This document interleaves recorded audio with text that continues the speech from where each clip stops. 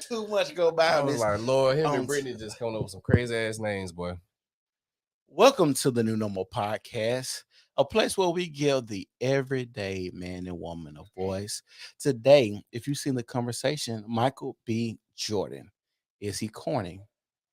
Um, the reason we're asking this question because a lot of people have a lot of input to say about Michael B. Jordan on his rise to fame. And it's indicative of the black community. Is the black community and culture helpful or harmful? Why are we all viewed as a monolith? Why do you have to be like what Asian doll said?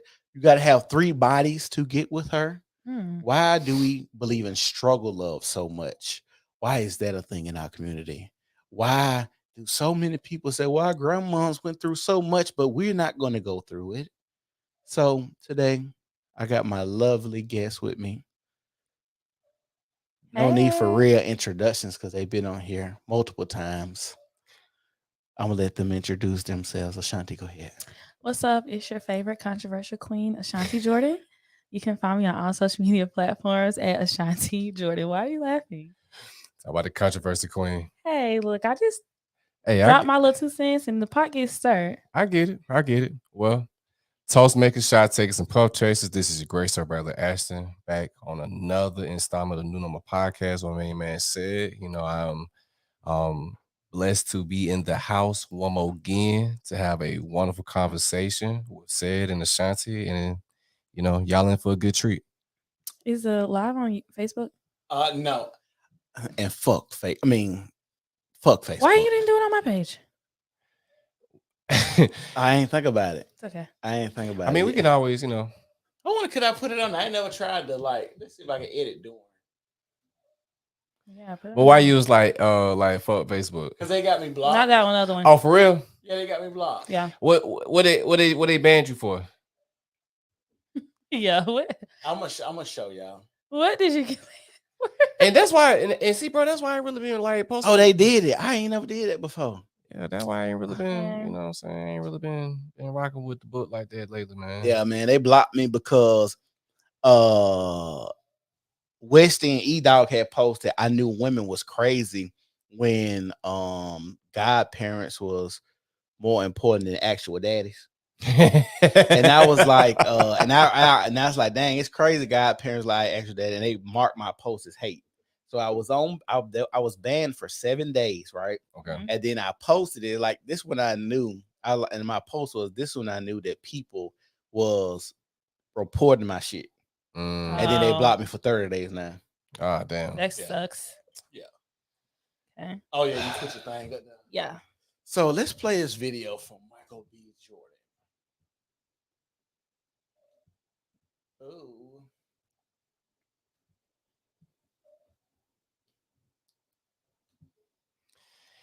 And at this moment, she realized she just fucked up. Don't be cussing on mine, okay? I don't want to get banned. Shit, I'm a sailor. I'm a cuss. In the star hustle show, we got Michael B. Jordan, the director and the star of Creed 3. And we know each other. We go way back all the way to Chad Science in Newark. Okay. The corny kid, right? No, I did not say that. Misquoted for sure. No, you did not hear me say. I said we used to make fun of the name, but yeah, he is obviously killing things out here. How is the difference between you actually directing and working with the same people that you were directed with versus? It was awesome. It's a family vibe. Yeah. Last nine years of my life, I spent on the Creed films. They're very supportive. Tessa, Felicia, Rashad, Wood Harris, people that see me grow up. Yeah. And for the fact that I stepped behind the camera and finally got a chance to direct them, they loved it. They embraced it. And it was a wonderful experience. And was it difficult for you mentally because you're coming out of a different space? I didn't know he was doing that athletic kid. I mean, I was staying in it. This is about y'all. This ain't about me. Isn't this? Do y'all notice his body language towards her? Fam, first of all, he turned to the side, lean, you know what I'm saying? Like what this bitch got to say, bro? Right. You know what I'm saying? Like, oh, I'm the corny kid. Like, I'm shitting on you now. Like, you interviewing me now. Yeah. Like, and this is something that a lot of folks don't even notice too. Like in the beginning, like it was a big. I guess his bodyguard. He was kind of getting the same look, like, Yeah, man, I know this in the bitch background. I know this bitch ain't Yeah. trying to interview Mike now, bro. You know what I mean? Yeah. Oh my fucking. And then so much so that he turned his whole body to talk to Yeah. Jonathan He's Majors. disregarding what's yeah, going on. what's going on, because he like, I'm the corny kid, remember? But Mhm. now you got the microphone in my face. And then the thing about it is, she said that she was misquoted, that she didn't say that. They pulled up old podcasts of her saying that he Yeah, was on corny. lipstick service. Right. Yeah. This the sexiest man show off right here. Who's the sexiest man? Because now who's the sexiest man? Because I thought you said your way up. He might be the one right now. Yeah, you can look at his face. He's what like, why would you say that? Why is that? Yeah, everybody's in on it except for her. Everybody's in on it. This is the one right here. Yeah, let's see that. Is it a tie? No, tie. We don't compete. Yeah, we don't compete. Two number ones. Technically, Batman and Batman. Or should I? Oh, no, can't say that. Superman and Superman. Superman and Superman. Sorry. Good luck with that. Oh yeah, I get what she's saying it now. Why he's look like that? Because of Marvel. You know, he was in the last Ant-Man. And that's why she said, "Oh, you can't, not Batman, but Superman and Superman." I just picked that up. I watched this before. Okay, so you also are going to do a new film with Will Smith very soon coming up. Is the rumor out there? Not sure. We're still working on the script. You know, that's something that I plan on doing in the future. Not sure when. You know, with these movies, I'm just trying to get through this project. Right, When I get finished with this one, then I'll figure out what's going on next. How is it filming in Atlanta? It was amazing. I've done 4 or 5 films down here, shot a couple television shows, so Atlanta's a second home to me. And Y'all notice how his arms cross, like he guarding his energy and everything. Yeah, like he's ready to be done. Yeah, that's like bilingual 101. Like when somebody got their arms crossed, he's being dismissive. He's not really engaged in the conversation. He's not really being open. He's just answering the questions to go and get over with. Yeah, I love coming down here. Favorite restaurant here? Oh man, whatever hotel I'm in, their restaurant. Well, you're not corny anymore. And then she get that fake laugh, and you still double down. Right. You're not corny anymore. And the thing is, she could have just simply gave him an apology. Bro, and so many people have been saying that. Like, hey, bro, like, yeah, we used to clown you back in the G or whatever because you used to bring your headshots to school and your name was Michael Jordan. We like, bro, you ain't Michael Jordan or whatever. You know what I mean? We was in Newark, bro. So, because we from Brick City, we gonna clown you because you not how, typical niggas from Newark, move and operate. But bro had a different outlook for his life. It apparently is working. Yeah. Right. And that's the thing why we had to have this conversation, because why in our community are we not able to be different than the masses? Why are we considered corny? Why are we considered lame? Why are we to have to be rough around the edges? Why do we have to go through so much turmoil or debauchery or just bullshit to be considered a man? Why does being a thug in the Black community and in our culture equates to masculinity too? I feel like because a lot of people try to equate street logic and street code to actual. I know I saw that. Hey, from Sydney, Australia. She didn't want to get he didn't want to get that Marshawn Lynch fine. Look. But I feel like a lot of times people try to equate street logic and the street code. Thank you, Aussie. Aussie jail stories. I really appreciate that. Thank you. But I'm sorry, Shanti. No, it's okay.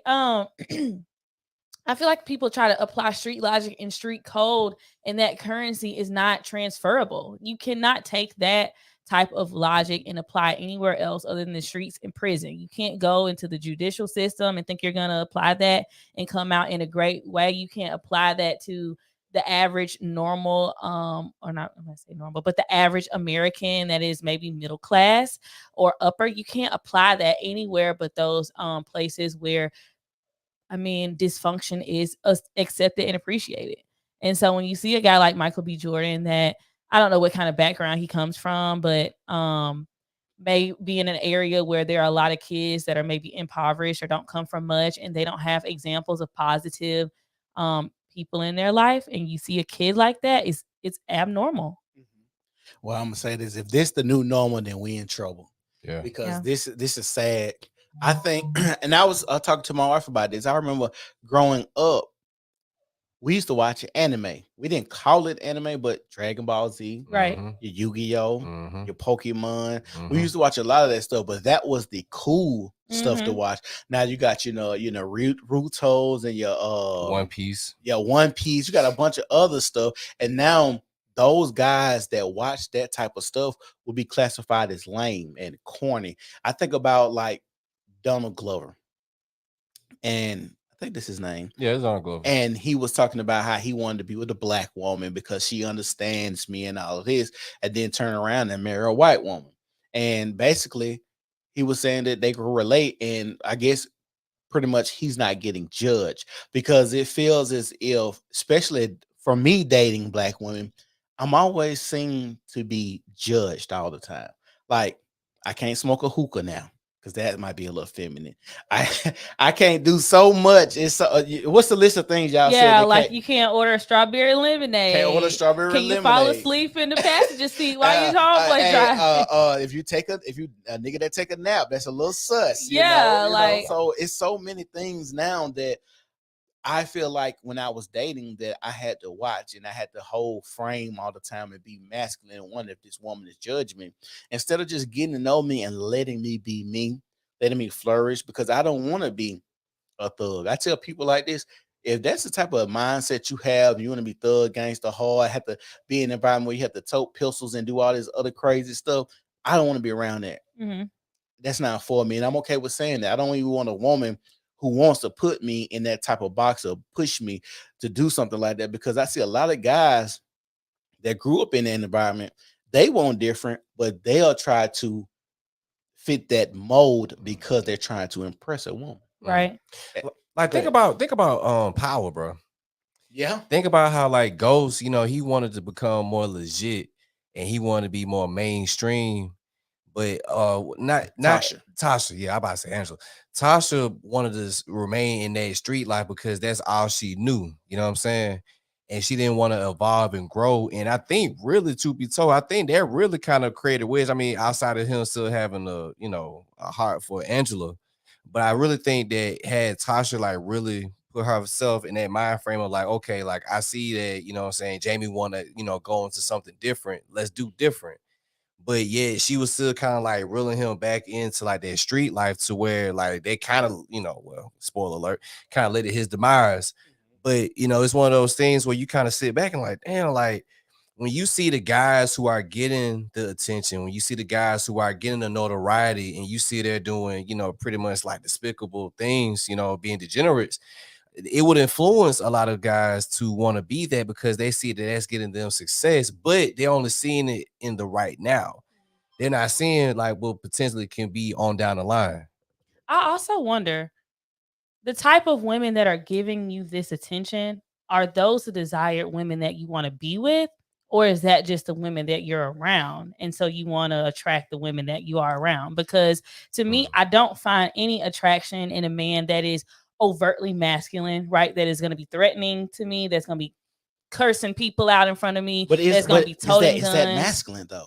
What I'm saying is, if you're gonna if you're like, I gotta be masculine, that means I gotta be the baddest dog in the room. I gotta have guns. I gotta have this type of persona. If that is what you desire to be, I think that there is a woman out there that desires her man to be like that. It's not me. So I don't what need is that. masculinity to you? To me, I feel like your masculine energy and presence is all about your aura. I don't think that you need to come in and be cursing people out for people to know that you are the toughest dog in the room. Yeah. I feel like it's just how you translate in your nonverbal way. When you walk into a room, when you sit down, your presence, how you have a conversation with someone. I don't think it's determined if you have a gun or if your pants are down to the floor or if you got $1 million in your pocket. I don't think that those are things that are masculine. And I don't think that those are going to be things that are going to attract a woman of real substance. Do you think we know what masculinity is as a whole in our community? No. I would say no. I think that most people's view of masculinity is the things that I just described. Yeah, you the know what I street mean? life. Violent. Really, that's what I dumb it down to. A violent person, someone that is maybe physically, emotionally threatening. Mm. And that is not masculinity to me. I think masculinity commands a certain level of appreciation. They command a certain level of authority, and it's never derived from a threat. Mm. I think masculinity with the threat that you're talking about is possibly able to deter a threat or defend himself or the people that he's with or to protect people from a threat instead of being the cause of a threat. Right. I think a lot of times in our community, we don't know what masculinity is as a whole because we have so many young men being raised by women. And every other week we see this post, a woman can raise a boy to be a man. We see this, and women go, they die, they die on their sword trying to defend this narrative and this logic on how to raise a boy to be a man. And I don't understand why this is a thing in our community. I don't understand why we won't struggle love so much. I don't understand why it's so many women that are out here having sex with men just to push them out of the house and not be good fathers or try to pick a father who can raise their children correctly. What y'all think about that? I mean, you said a lot there, man. I mean, just kind of starting with the first subject of like a woman or women arguing that they have the ability to raise a young boy to be a man, although they never had the experience of a man to begin with. And then you also have some men who were single mother raised who would say, well, I had a single mama and I was all right. I was using these anecdotal examples, but we have the research that, Oh, states The otherwise. statistics. I love the fact you argue the rule and not the exception. Right. I'm not arguing the exception. There's exceptions in everything. Right. I'm not going to argue that a woman can't raise a young man to be a a young boy to be a man. There are some exceptions. There are some, people that are in that situation. Yeah. I feel like, in my opinion, the best women that try to raise their child to be a man usually are women that have suffered the loss of a spouse, like death. Yeah, You know what I yeah, mean? yeah. And they take it a little bit more closer to their chest, that I have to raise this young boy in a situation I didn't desire this. Exactly. Versus those women that are like, I'm gonna raise my son to be better than their daddy. I don't want him around the influence and all of those kind of things. And it's always so funny, like when I hear that type of sentiment from some women, because at the end of the day, you still chose to lay down with that man and create life. So it was something that you saw in that moment that influenced you to be like, okay, like I'm gonna take on this man's seed and have this child. Now, what happened, from conception to birth, and now where y'all are not, in conjunction and raising this child, cohesively together, who knows? But at the end of the day, like, you still chose that man, but then you will use that against the child at some point. You know, oh my God, you looking just like your daddy. Oh my God, you acting just like your daddy. But it's like, I've heard that so much from a lot of guys whose fathers left, but a lot of people don't like to say this because they're speaking about their mothers. A lot of times, the father just leaves yeah, because leaves the mother. it's the mother. Do you, and this is something else too, like when we have like conversations about like single parenthood, right? Is it, I don't know why, like, men in general, because black women, they don't mind, tearing a new ass and a new asshole in their mama. You feel what I'm saying? Like, women can be very critical of their mothers, but when it comes to like the sons, it's like they're very like, hesitant, like, man, my mama was a bitch, but I can't just say like she was a bitch. Like, what I'm saying? They gotta like tread the water slowly instead of just saying what it was. You know what I'm saying? Yeah. But yeah, like it is interesting that men go through that of being compared to their fathers, but it's just like, shit, I have no choice in the matter. I didn't choose my parents. I'm just dealing with what I'm dealing with, Right.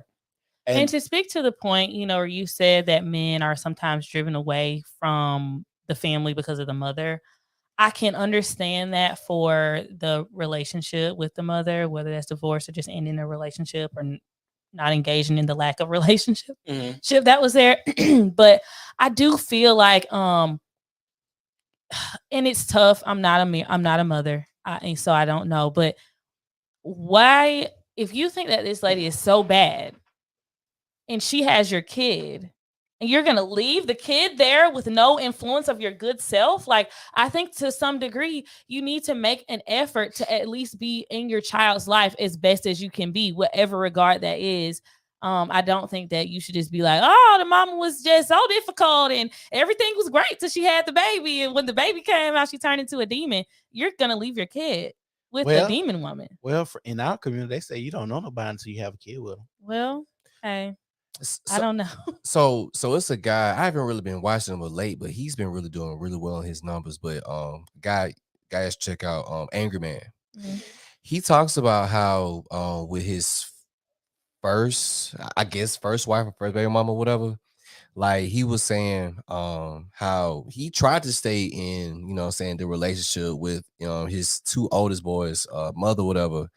And he was just basically saying how it became to a point where it became real difficult to stay in it because he was trying to be that man that he didn't necessarily see growing up, or trying to keep that cohesion of a solid dynamic of a family, to the point where he really just had to say, bro, if I stay in this relationship, like it may be the end of me. Mhm.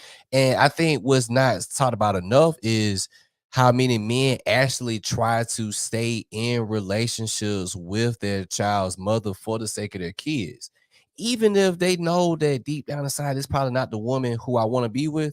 For example, my grandfather, he got my biological grandmother pregnant with my biological father, right?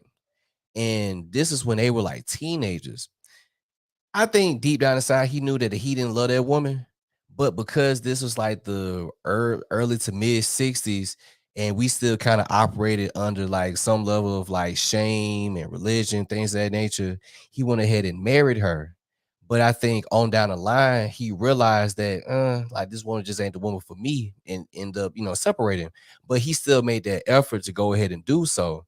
I think in our community, we just always hear this whole notion of, oh, your daddy just left your mama and he ain't give a damn about you. But it's like, no, like for real, a lot of men try to make stuff work. It just, what I'm saying, the woman probably just like not trying to hear it, or not trying to follow him, or it's just something that's keeping them from really like making it a solid cohesion. I don't think that you should stay in a relationship for a kid, but I don't think your desire to not want to deal with the mother should overpower your love for your child. That's all I'm saying. Not that you need to be in relationship with her, but I don't think that means you need to burn the relationship with your child. You can be See, a single man and still be a father. see, this is where I think a lot of men and women differ when it comes to raising children and staying in relationships, because I think men have this understanding that if I try to maintain some semblance of a relationship with this woman, it may be easier and she might be more willing to let me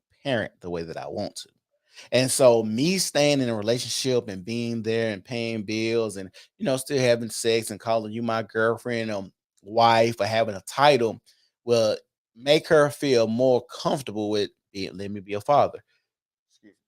Certainly. But it's like it's like women think I want to be happy. So sometimes I have to leave to be happy. And we understand that I don't want another man around my child as well. So if you go on the search for happiness, I don't know what happiness means. I don't know what happiness looks like. I don't know where that road is going to take you. I've been watching a lot of paternity cases, court cases, and stuff like that when they putting men on child support. You would not believe how many times these women will have kids and move out of state. I've seen so many cases of this. And then I seen one case where the woman was ordered to stay. It was two cases I watched on Pink Book Lessons. I think that's what it's called. Yeah, And shout out she's been PBL. going over and she's been having really good content. One of the women is in like Indiana. She has two children. Neither one of her children stay with her. She got two baby daddies. And the court ordered her to keep the kid in Indiana. She moved her child to Florida to be with the mother. And the father was still paying child support. And the mother was couch surfing, and she was trying to say that the child will be better with her mother in Florida instead of the father. And then she used all of this stuff to say that he wasn't giving her medicine. She when she comes back home with her, she's always bad mouthing her because she thinks the father is like planting little seeds in her mind to say bad stuff about her. But before she went to Florida, the father had the daughter for 6 months before that even happened. So she was like, why would you let the father have the child for 6 months? And then the court asked him, well, why then you come back and partition the court to get full custody or visitation more, or even get your child support taken away if you knew she couldn't take care of it? His response was basically, I didn't want to rock the boat. She was letting me keep my child for 6 months. So I just rather pay my child support instead of going back through court, going through all these hoops and stuff. I'm getting a chance to see my daughter because this is what I really want. I'm not going to rock the boat. And I think that's a lot of times, a lot of men, they just don't want to rock the boat. So changing that dynamic of a relationship sometimes will be difficult. And then sometimes women get hurt, their feelings hurt. And I'm gonna be real. Sometimes women don't like to think that a man is able or capable to move on. Just think about how many women have issues with men voicing their preferences now. I kind of feel like, to speak to what you said, if a man is afraid to rock the boat and he's just going to oblige to whatever demands that the woman is coming up with, I would say that he is participating in creating his own hell. I can't say that it's completely on the woman. He is an But active person how that do you is know on the other creating side of this. that? He, from what you just told me, I'm listening to what you just said because I don't know what you're talking about. Yeah. He decided, the judge said, why didn't you do something to correct this? I didn't want to because I did not want to rock the boat. He participated in his own whatever he feels. I don't know if he's upset. I don't really know what that is that you're talking about. But whatever emotion that he is feeling was not something that was thrusted upon him, but something that he engaged in as well. Because if it was very disheartening to him to be having his child places he doesn't know with a woman he probably doesn't know well, the mother, grandmother, whoever the lady was in Florida, and the child was legally supposed to be in a certain state and he didn't do anything to correct that, I would say that he definitely engaged in his own hell. No, I'm saying that's when he petitioned the court when she moved. But the judge was asking why, when he had the daughter for 6 months, he didn't come back and petition. But he's like, I'm not gonna rock the boat because I have my daughter. But when she moved her, that's when he went to the court. And so basically, it wasn't causing his own hell. It's You're because preparing it. You have laid down for 6 months to not rock the boat when you have custody. You have the advantage, right? You have the child. You have records of 6 months of her being well taken care of, established in school. I don't know her age or whatever. Her basic needs are met. She's happy. And you laid down and you allowed this woman to move the kid somewhere else. And so if it was of dire importance to you, I would think that you would have all legalities that are owed to you established. I think that's easy to say. Yeah. But It's shoulda, coulda, wouldas. It's easy to say that until you actually watch these court cases and see how, even when women mental health is even a question, they still award women custody most of the times. And even so much so that I've even been doing reports of how many men have petitioned the courts and said, hey, this woman is crazy, And still get custody. and still get custody of the mother, and the mother goes and kill. Like I just did one. Well, the father was petitioned, 2 cases in this live I did, where the mother killed 3 children. One of them drowned her children, and then the other stabbed her children up in New Orleans because they didn't want their baby daddies, whatever they was, ex-husband, to get custody of their children. But the courts move so slow, and if you're in the court system and you hear how men talk about the hurdles, the hoops, how slow they move, then you understand when I can understand why a guy said, I'm not trying to rock the boat, because if I got her 6 months, she might be here for the rest of my life. Who knows? And I'm okay with paying you child support, because sometimes us as men, and I've heard a lot of men say this, they don't give a fuck about the kid. They just want the money. So if I'm still paying you child support, I'm thinking, hey, maybe I'll pay you this money just to have the ease of mind and access to my daughter. You get what I'm saying? So a lot of times that happens, and like I said, if you just have to watch this stuff, and sometimes I'd be so shocked that this stuff is really going on that like I said, I actually did a live with another guy, and he's going to come back on, and we're going to actually go over his court case and how the courts have been doing him and what they was trying to do and trying to keep him away from his children and all this supervised visitation and all this other bull crap. I'm like, this is ridiculous. Mhm. I understand what you're saying. It's just not a perspective that I share. But Yeah. I will say I do know I don't really know a lot of people in broken home situations, baby mom situations and stuff. Hmm.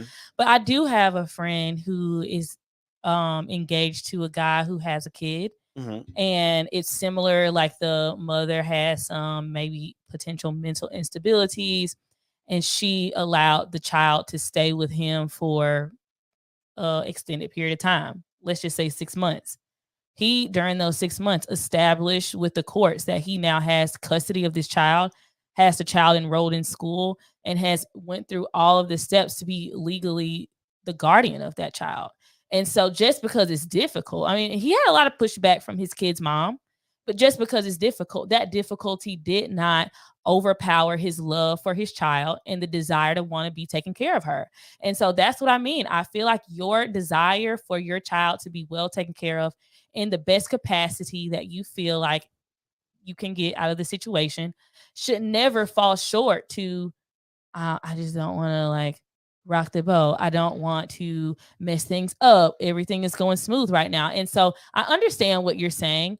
I just don't particularly agree with that. And Hmm. I'm blessed I didn't go through that. And I'm blessed I don't know a lot of people that are going through that because that sounds horrible. Hmm. Yeah. But I don't feel like your desire to just wanting to keep the peace should overpower the desire for your child to be in a stable environment. Yeah, because you got to think both of them would actually be difficult, even if you petition the court. And let's say you petition the court and you had her for 6 months, and the judge still says, "Well, we're just gonna give it back to the mother, and then you get one more chance if you mess this up." Then she comes back, with the father, and then now that child is stuck in a household where it's not the best conditions. She's now, since I petitioned the court, she's being, a bitch and making sure that I'm bringing the kids back on time. Mhm. Because, like, you got to think about it. If they say, well, we give you one more shot if you mess up, and now let's say I bring the kid back late on a Sunday, an hour late,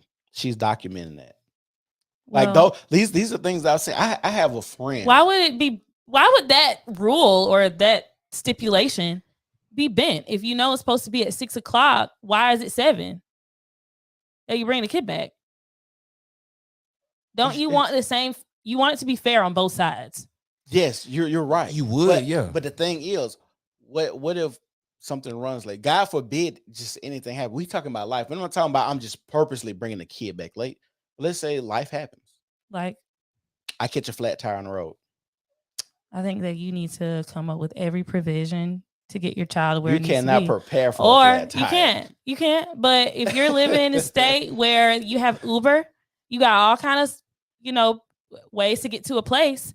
Figure it out. I don't think that it's going to be fair because that's a flat tire for you. She could have overslept for her. She could have been out of town. It could be a lot of things. And Yeah. so I don't think that a flat tire, if she wants to report to the court, hey, he was an hour late, although it is petty, it is within her right.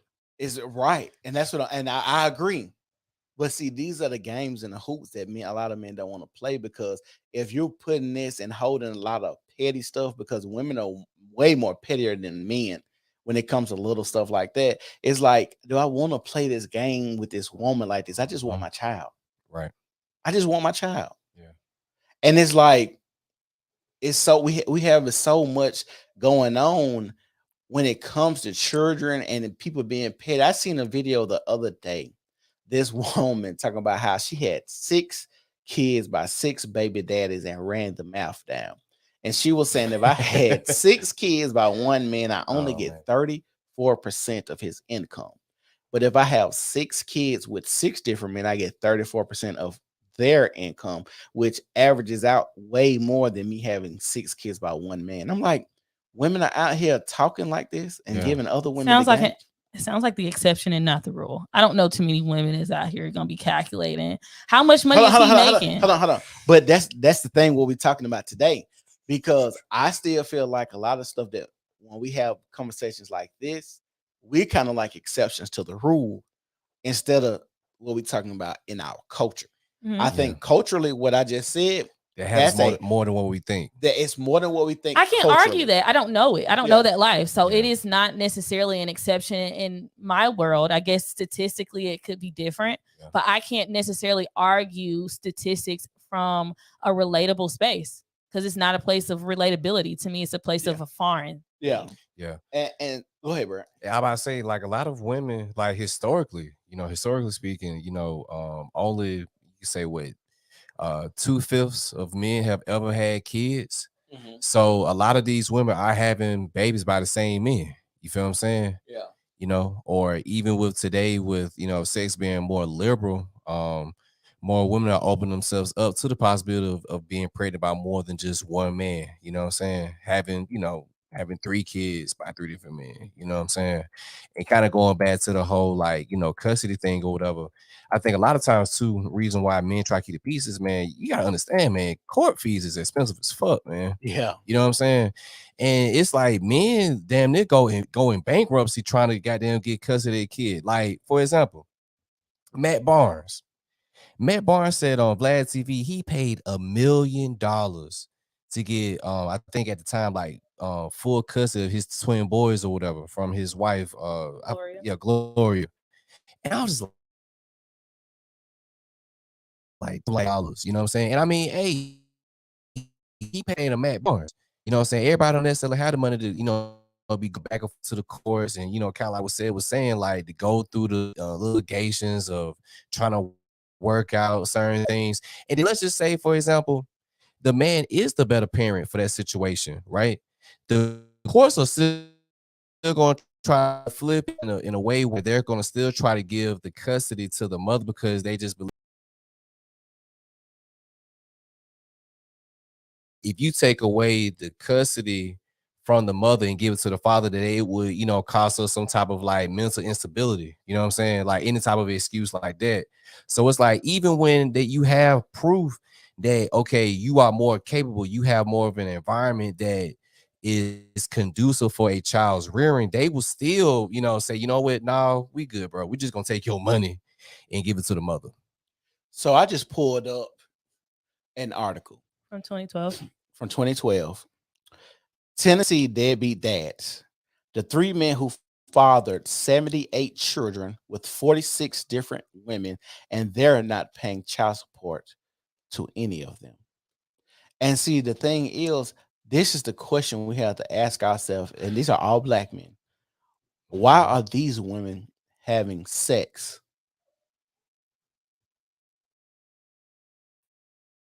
with these men, knowing that they cannot provide lifestyle or father their children with this many kids? I would imagine that their bar is in hell. I agree. And this is what I'm saying. This is a cultural thing. This is 46. So even if you are around 12 women, this is 46. And then y'all seen the rapper that was did the interview and he has like got his cousin something like 20 something baby mamas.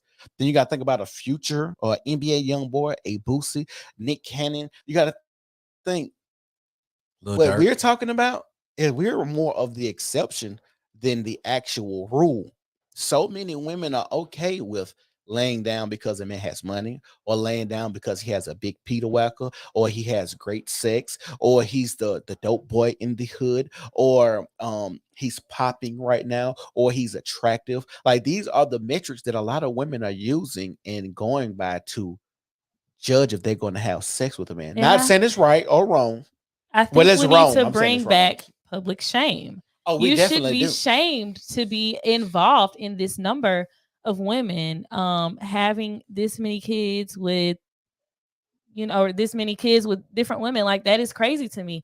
I can't No, Miss Jordan, I understand. didn't read the article and say I blame women. I was asking, why do women think that it's acceptable to sleep with men who have, let's say, if they divided it up, what, 20, probably 24 kids apiece, if you divided it up. So if you're having that many, that many, or 725, so if you're Yeah. having that many kids and women know that, why would you open yourself up to that? Miss Jordan, if you were dating, you wouldn't sleep with a man that had 25 children. Yeah. No, And and it, like I said, it just it seems like the bar is in hell. It seems like they have no stipulations on where their boundaries lie within who yeah. enters their body. Yeah. Yeah. And it's not only the fact that he's had one man has had 25 kids. We know how sex works. You don't have a kid every time you've had sex. Oh, no, no. So those are the 25 women that have been selected to get pregnant. That doesn't indicate how many people he's actually sleeping with. Oh, no. And then on top of that too, like some of the women, because I've actually like read an article or something similar to it. Some of the women claimed that they didn't know that he had that these men had as many kids as they did, but I'm pretty sure that a majority of these women knew that this man or these men had a number of kids, and kind of like to Darius' point, a lot of them probably thought that, oh, yeah, he has these kids, but that's not going to happen to me. Or, They're the exception. yeah, they did steps to the rule. Yeah. Or let's just say that they do have a child together, because we're having a kid, that he's going to treat me different versus how he does the rest of his children. And it's like, well, you got to look at people by their their past. Like, Yes. if he's moved or operated in this lane previously, what's supposed to give you the indication that he's going to move differently with this kid? You feel what I'm saying? Yeah. So it's like you're putting yourself in a peculiar situation by trying to be involved with a man who has a very, sketchy past, Mm-hmm. thinking that, okay, well, I know, he kind of got a fucked up past, but I'm going to go in with the faith No. that he's going to be different and end up being just like everybody else. Yeah. For example, before I get back to you, said Sierra. Sierra knew good and got doggone well at the time Future had 5 kids. Mm-hmm. Sierra still chose to be with Future. Mm-hmm. Got pregnant with Lil Future. You know what I'm saying? Yes. And then their relationship ended being what it being. You know what I'm saying? And I'll be real with you. If it wasn't for Russell Wilson, like Sierra will probably be one of these women out here who will be a glorified baby mama. Mm-hmm. You feel what I'm saying? But that wasn't her. She's the exception to the rule. But the same thing with her.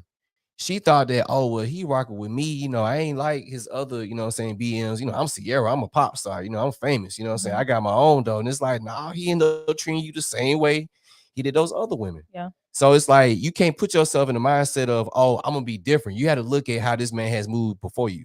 I do believe your recent past history will determine your future. And the only way that I will negate that past history is if there was some correctional things that have happened and some time to display that correction in your life. So if you've gone through any kind of therapy or any type of correctional process to say, I've acknowledged that I've treated women incorrectly. I've acknowledged that I have had sex with many women irresponsibly and created children. I'm now going to be active in my kids' lives, respectful of their mothers, and practice safe sex. You got to do some of those things. You can't just be like, oh, I'm on the 8th girl. The last 7 didn't go right because they all crazy. And they changed after they had the baby. But number 8, she going to be great. Like, no. And as women, we have to wake up and smell the coffee. You are not special. Like, we're special. Like, I feel like I'm special. But I'm not going to feel like I'm going to come into his life and he's going to magically just fall in love with me. I got all the tricks. None of these other girls know this information that I know. No. But that goes back to our community. They tell us we not supposed to judge. And I go back to this, and I know a lot of people hate when I say this. A lot of stuff and mindsets that we get is a warped mindset from church. Because a lot of people feel like we're supposed to be washed white as snow. God forgives us for our sin. God knows our heart. I was sinning back then, but now I'm saved and I just, changed. I know so many people, they get baptized and then the same day do the same exact thing. You have to have, like Ashanti said, you have to have course correction. You have to show and prove that you have years of doing something different than you have in your past. I just can't take your word on it because now we're in a new relationship. Yeah. And all of a sudden, I just think you're going to change with me. Like, New well, year, new me. right. And I'm going to go back to what you said. I heard you when I used the bathroom. You said this is 46 different women these men slept with. Hmm. Ain't no telling how many women they've slept with. Yeah, these are the ones that got pregnant. And these are the ones that got pregnant. So even that's the 46 women that got pregnant. You're talking maybe 300 women Yeah. that's doing this, that's sleeping with these men. It says Terry Turnage has 23 children with 17 women. Meaning that they have multiple kids with some of these women. Richard M. Colbert has 25 with 18 with women. And Desmond Hatchett takes the record with 30 children with 11 women. And see, what's even more crazy about this, I would be like, okay, it's not that it's bad, but if you had 30 children with 30 women, fine. But y'all women are going and having multiple kids by these guys. Mm-hmm. Multiple. Mm-hmm. You didn't learn from the first one, the second one. If you have 11 women by 30 kids with 11 women, some of these women have 3 and 4 children with you. Yeah. This is sad. And this is our culture. This is supposed to be cool having a bunch of kids because I will say this. I respect the woman more who gets pregnant by a man who has a lot of money before you date men like this. All of these men, I've read this story, have been in and out of prison. Mm-hmm. They can't take care of their children. They're not paying child support because they have no income coming in. And women are steadily lining up to have children by these men. And these people are the low-hanging fruit of society. I'm trying to look up really quick how many kids Nick Cannon has. He has 9. Well, No, 10. nope. 12. 12. 12? Yeah, he got 12 kids. Yeah, 12, and I think he has a couple on the way. What? I believe so. Yeah, he recently said that only Jesus can prevent him from not having more kids. And so, and that's a religious thing, like if I'm not mistaken, Catholicism practices that as well as Mormons, yeah. Like I guess the more traditional, I can't remember the word, Mormons that practice that. However, you could put him with those category. I mean, you could just say like, if that was 3 men, 4 men have 88 kids. I don't know. If you compared him to those people, they would not see anything wrong with what Nick Cannon is doing. They don't think that it's irresponsible. And not speaking on his finances, something like that. But when his baby mom did an interview, and another one of his, I think 3 of his kids' moms have done some type of public speaking. One of them did an interview. I think 2 of them were active on social media saying that he does not give them child support. Yeah. And so we're shaming these men. You ain't taking care of your kids. No. So all right. So to that point, no, he doesn't pay them child support. But I think it was an article that recently came out that said that for like all his kids, he's paying someone in the ballpark of like $20 million. So it's like he still is financially, taking care of these children. It may not necessarily be in the form of like, okay. One of his kids' moms said that he is not active physically or financially for his child. I mean, that's what I don't want to sit here and say that what she's saying is a lie, but it's like, unless we can really like, because you have to go back, it has to be a metric, right? So she could be saying that, and it could be true. She could not have any interaction. That could be true. Let's look about Nas and Khalees, right? But then that could go back to he's not doing enough for her liking. See, that's the thing that we have to always gauge. Is he absolutely not doing anything, or is he not doing what you want him to do? Saying that he is not financially or physically present communicates to me that he is not financially or physically present, as in 0. That's what she's saying. But that could be, like I said, that could be hyperbolic. It can be, but I'm just taking her words he hasn't countered and said, "Oh, that's not true. I've done I X, mean, Y, why and would Z." he? Yeah, that's what I'm saying. Like, why would he? Because women still lining up to do it. Because it would be just my mindset on who Nick Cannon is. It would be crazy for me to not think that these women, before entering into this agreement with Nick Cannon, have not contacted another baby mama to see what it's like to be Nick Cannon's baby mama. That would just baffle me. Yeah, I Now, don't know each other. if it was something like this, like some hood booger type stuff, okay.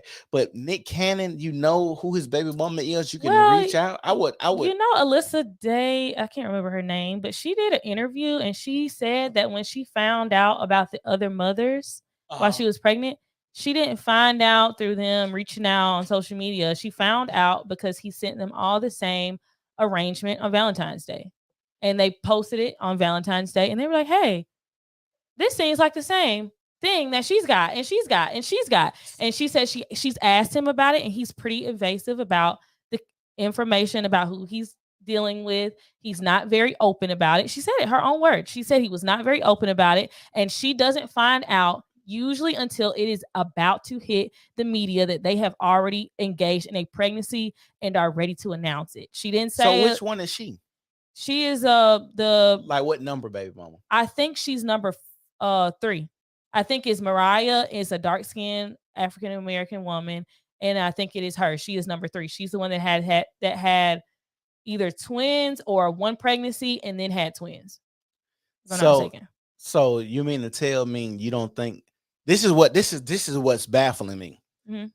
So none of these women have come out and said I am in an active relationship with Nick Cannon, and it's surprising me that he has some other kids. It's like, no, I just found out he has some other kids on the She was way. shocked. If you watch the interview, she was shocked. And when she found out that he had other women that they were involved in, he was in a public relationship with the darker skinned African American lady that says that he is not physically or financially present.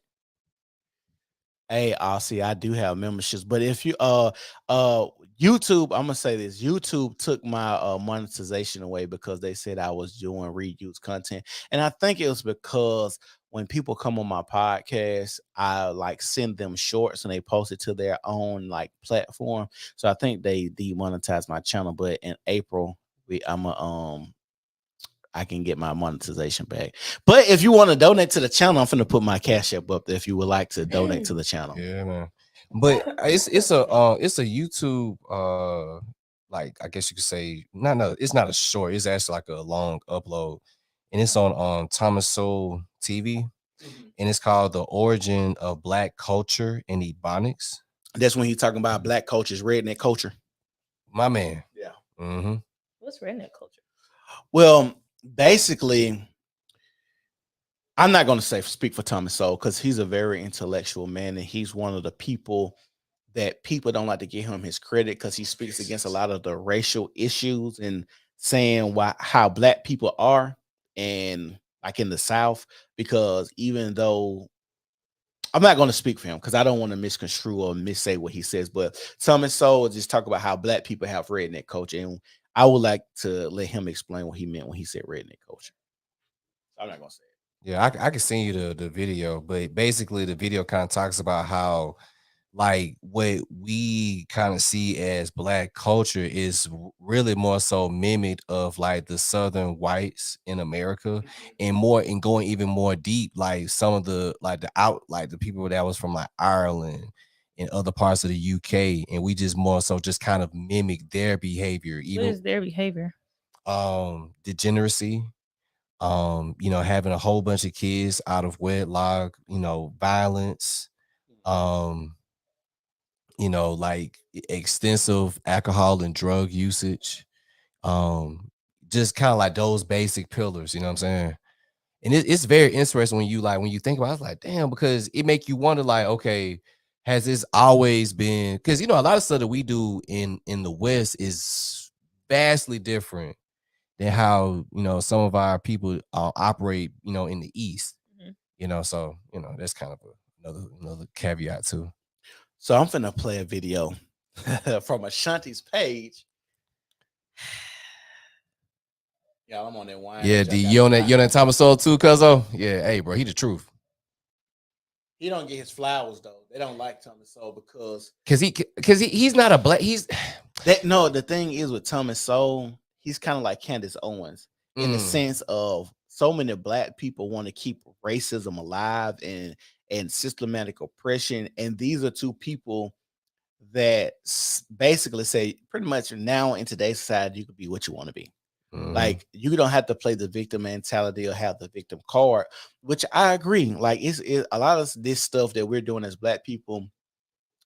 We blame systems, and I agree. Some things are Yeah, systematic. yeah, for I sure. agree. Like even how like the welfare state, that's a systematic thing. Yeah, he I talked agree. about that too. Yeah, But the thing is, your mama used to ask you if your friends jumped off the bridge, is you gonna jump off the bridge with them?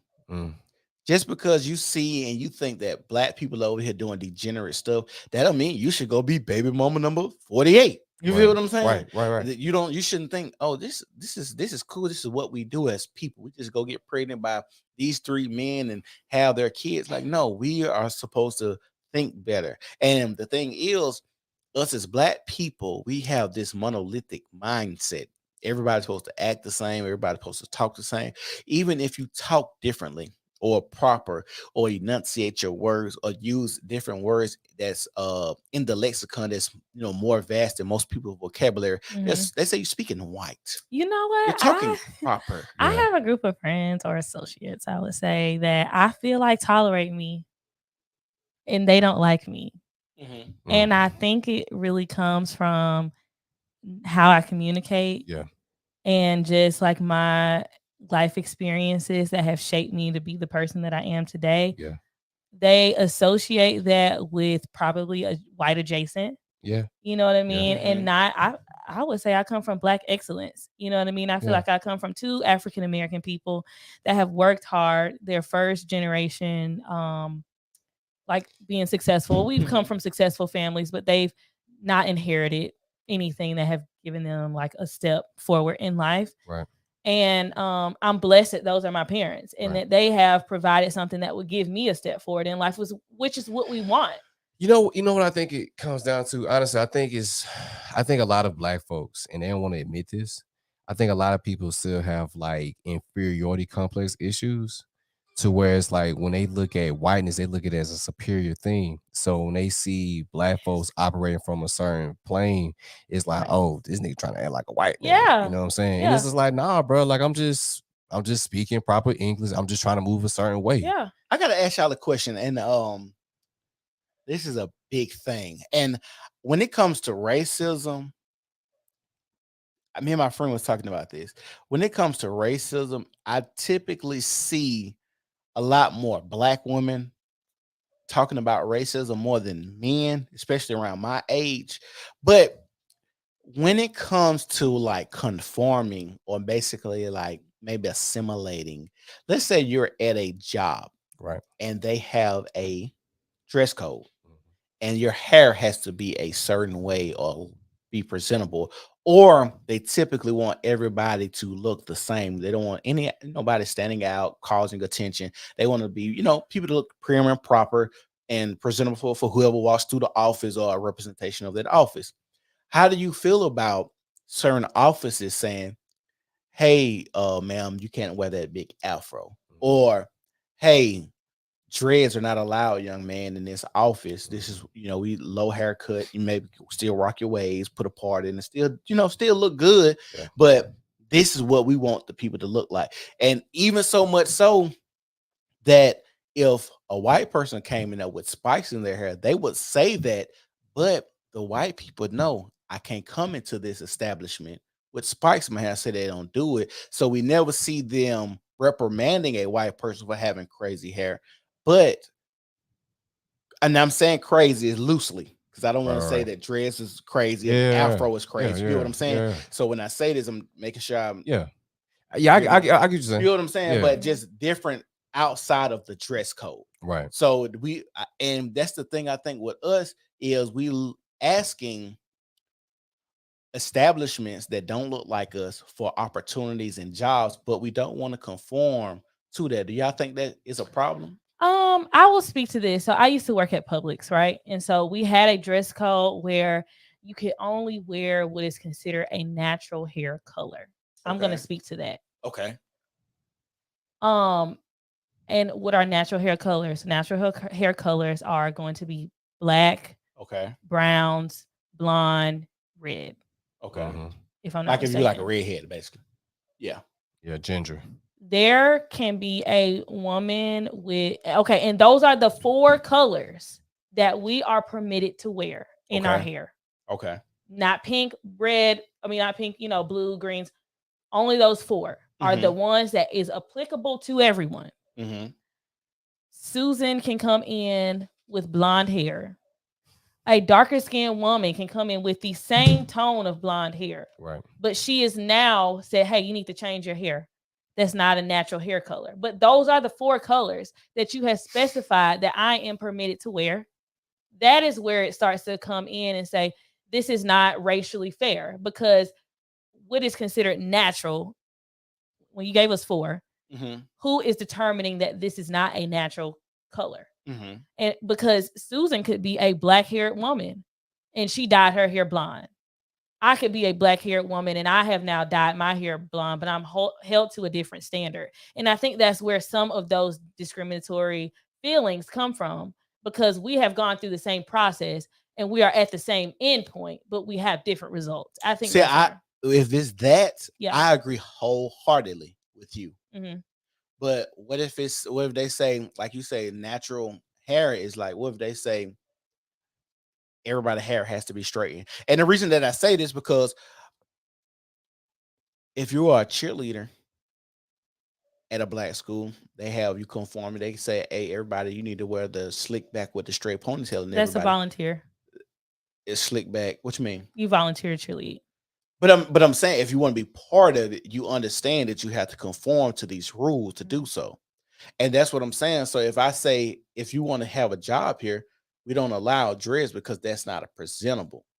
And just like, and the reason I say that because I feel like if I own a company, I should be able to have standards for black people and white people. But it shouldn't be racially a racial thing if I say I don't allow dreads, just like I don't allow spiked hair. But like I said, since you think because you're black and I say it's dreads is something that I don't want, now it's racial. But if you look at my thing, my book too, or my code of conduct, I said I don't want spike hair either. But no one comes in here and spike hair and causes the issue and say I'm being racist or discriminatory. You know what I'm saying? And so those are like a lot of the issues that's going on because, and the reason I bring that up, They don't word it that way. yeah, but the reason I bring that up because I remember a time when I was in high school, Mohawks was a thing. Roscoe Dash and all that. They had the Mohawks. Mhm. And there was a thing where I went to a mixed school, high school, and they did tell the white guys, hey, you cannot wear spikes in your hair. If you want to wear spikes in your hair, you either, don't come here or you had to cut it out or you will be suspended. Mhm. The Roscoe Dash was popular, the Mohawks and stuff. They had stopped the Mohawks at the time. And then it was a racial thing with the Mohawks, but I still remember the white people being reprimanded, and it wasn't an issue. It's either we're going to get suspended or we just conform. Mhm. And it always seemed that if we, in our society, if you say something to a black person about anything, it's racially motivated. I can see that there could be some hypersensitivity there, but usually the words are your hair needs to be groomed. That is Mhm. the specific terms that I've always been familiar with. Mhm. Groomed to what standard is now the question, right? Gotcha. Because I can have my hair in locks and they can be neatly groomed. Mhm. I can have my hair in an afro that has been matted up for 4 years. That's not considered groomed. Mhm. And so that definition and where it is derived is where it becomes racial. I got to ask you a question. So you own a company, Mhm. and let's say you had two people with dreads, right?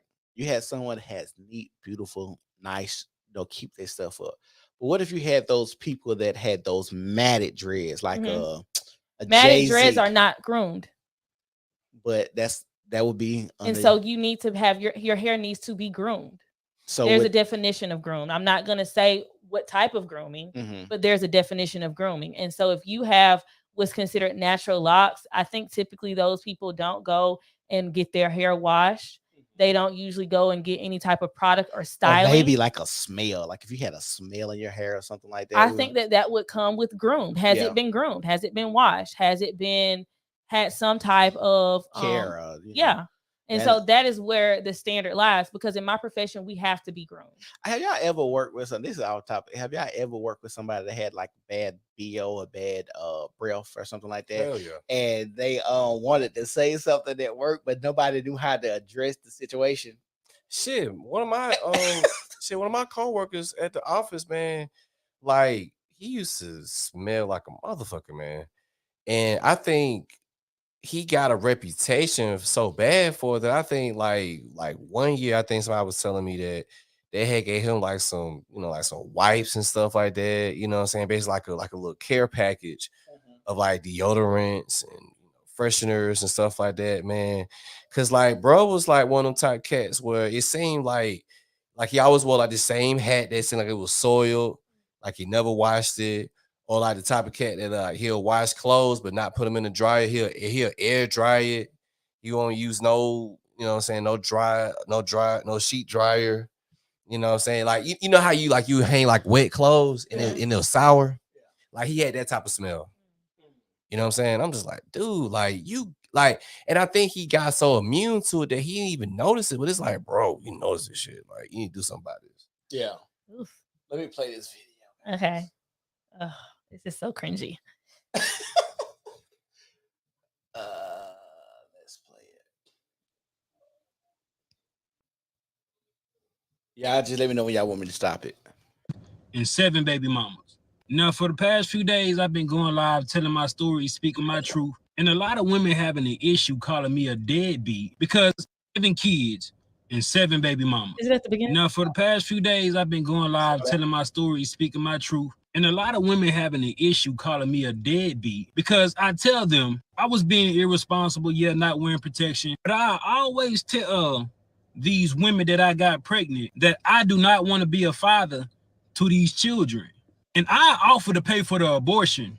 Majority of times, they'll either take the abortion or they'll take a plan B. But only these 7 have kept these children. Now it goes back to what you said earlier. How many women do this nigga or has this man had sex with, gotten pregnant, and paid for abortions? Also, you should ask yourself, abortions get pretty expensive. I don't know how much they are. I never paid for them, but let's say you paying $200-$300.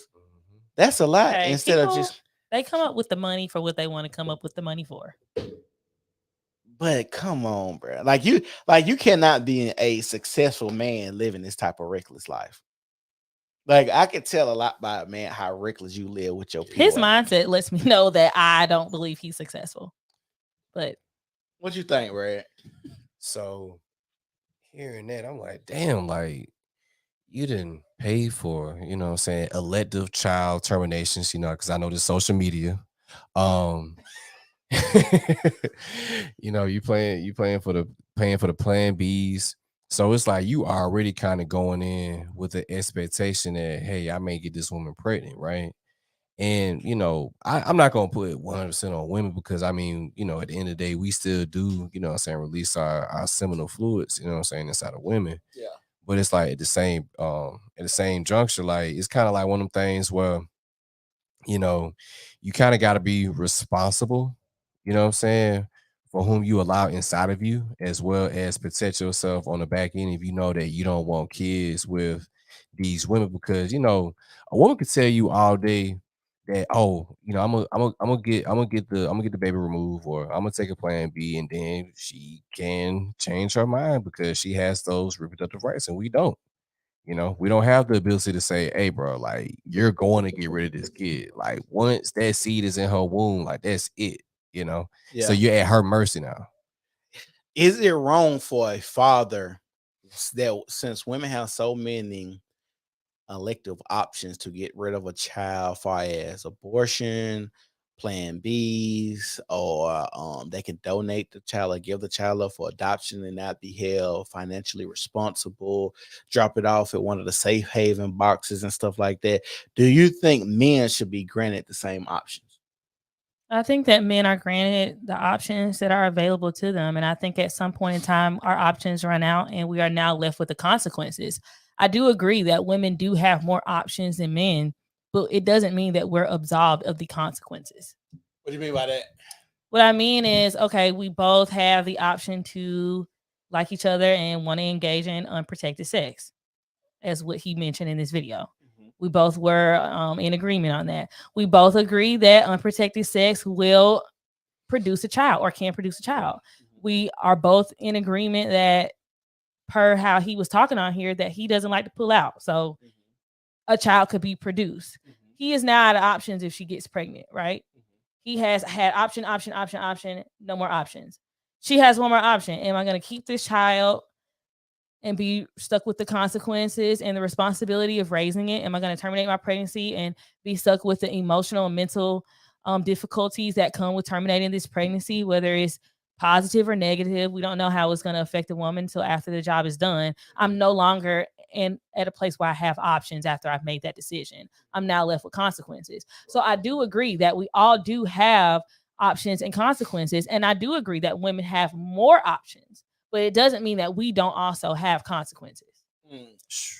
Do y'all think, aside from the minutia of getting into like medical stuff when it comes to abortion, do y'all think elective abortions we should keep them, or do y'all think people should deal with the consequences of having children?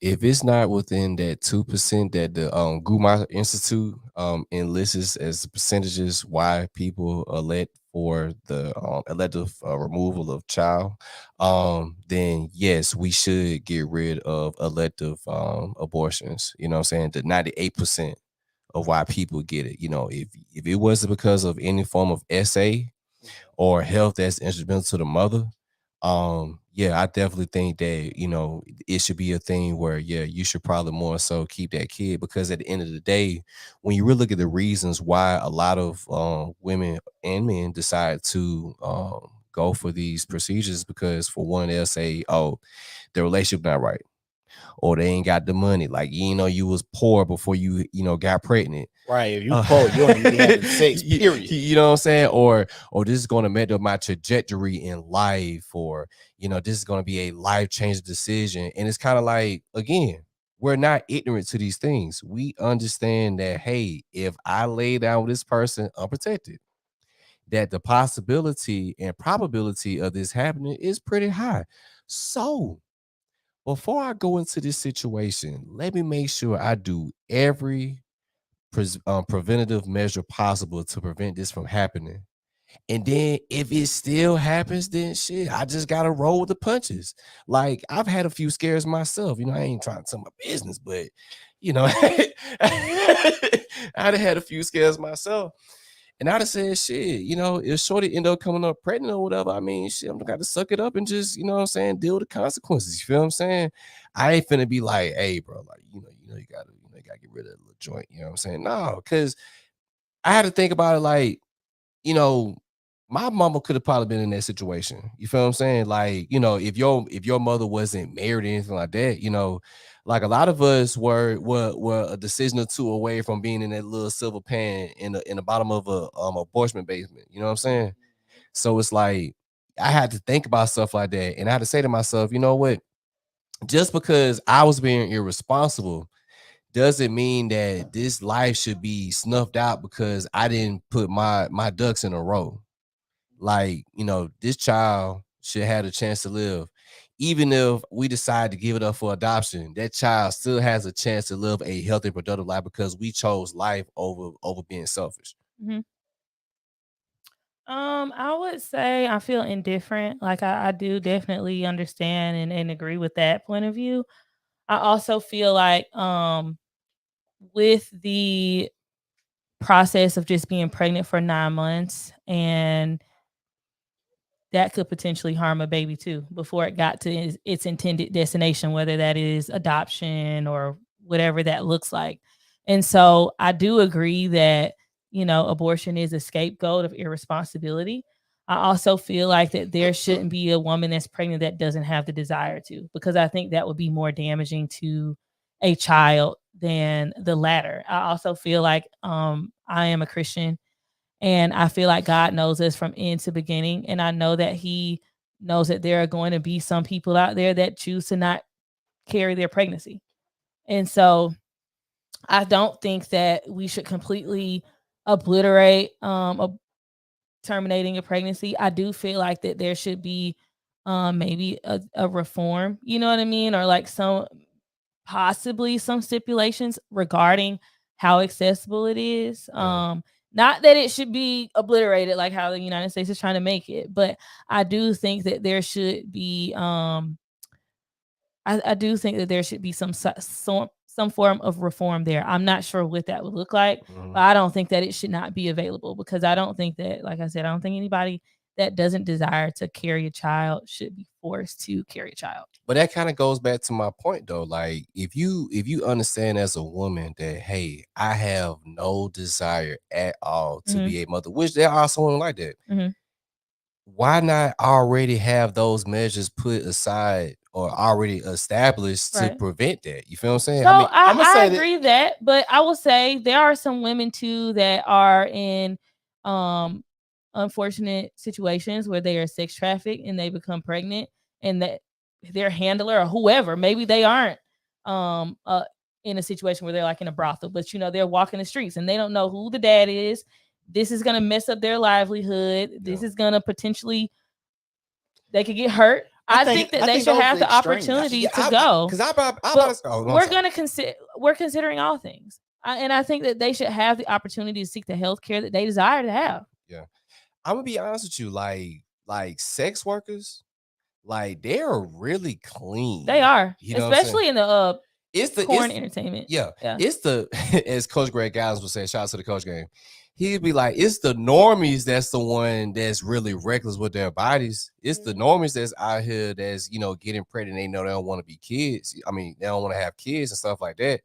I'm gonna say this: it's too many contraceptives before you even get to pregnancy nowadays. That's one major thing. It's too many contraceptives. Okay, you might have a whoopsie here or there, but that 1% maybe of a whoopsie, because like most contraceptives are like 99, 98% effective.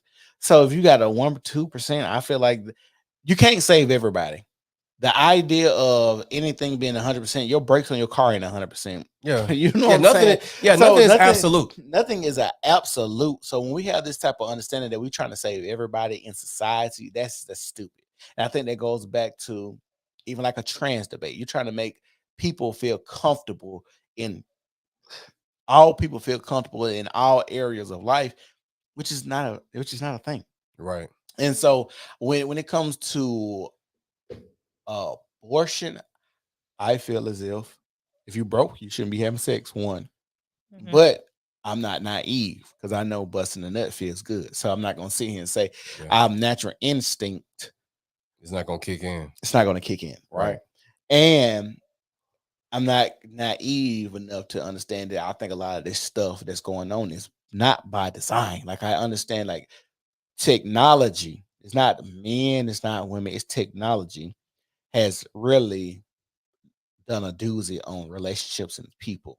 And what I mean by that, even the idea of contraceptives and women having the idea of being able to sleep freely and have sex like men now.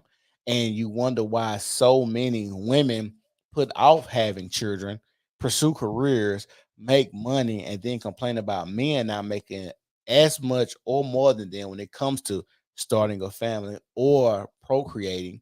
This is the cycle that happens when you have contraceptives, when you have abortions, when you have women in the workplace and stuff like that. Also, if we're going to keep it 100, the consequences of pregnancy weighs more on the mother than the father, because honestly, if if I get you pregnant right now, I can move out of the country and you never see me again. You got to deal, and this is somebody that's gone through 2 pregnancies. I've seen what goes in it. I don't even understand. I mean, my wife was talking about this. I don't even understand why any woman abortion or not, if it's there or not, why any woman would think it's okay to just casually sleep with somebody with the potential of getting pregnant and what goes on to even birth a child safely.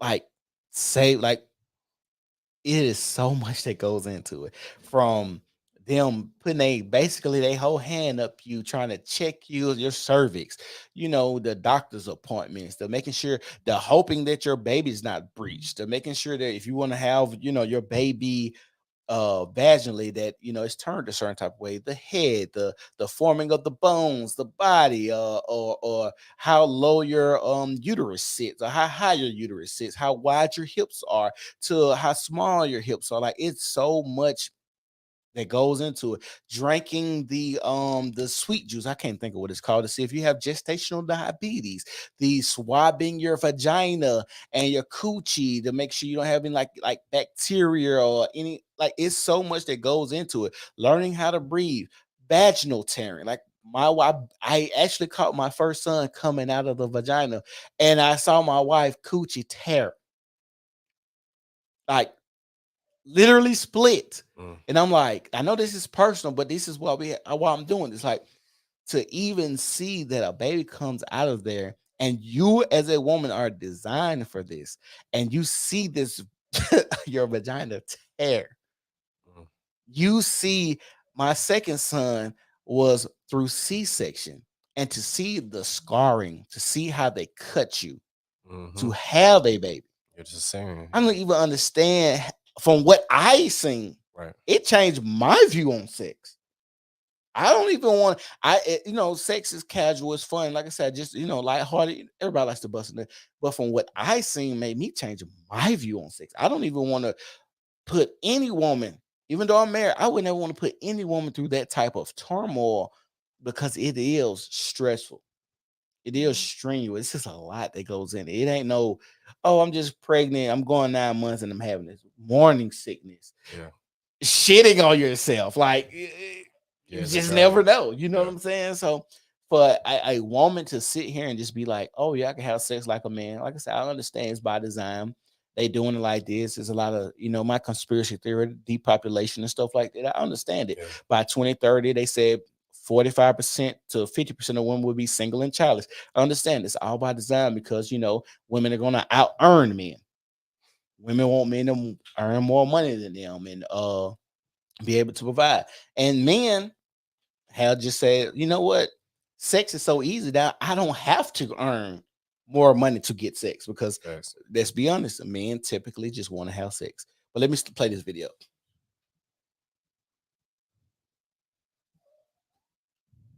But the crazy thing about it is they want me to be responsible for some children I told them I did not want. So for some years now, some of them been trying to get in contact with me, access denied, because I don't really know why you trying to get in contact with me. I done told you I did not want them kids. So don't expect me to be responsible financially, emotional, spiritually, mentally, or physically with. This nigga can't even talk right. Lord. He can't even talk right. And this is what I'm saying. And I learned this too.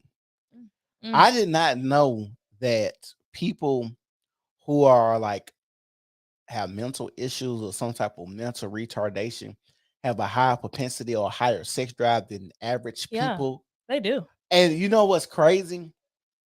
I don't think they do this anymore, because I know they got a show with the autistic kids now. Maybe they got Down syndrome.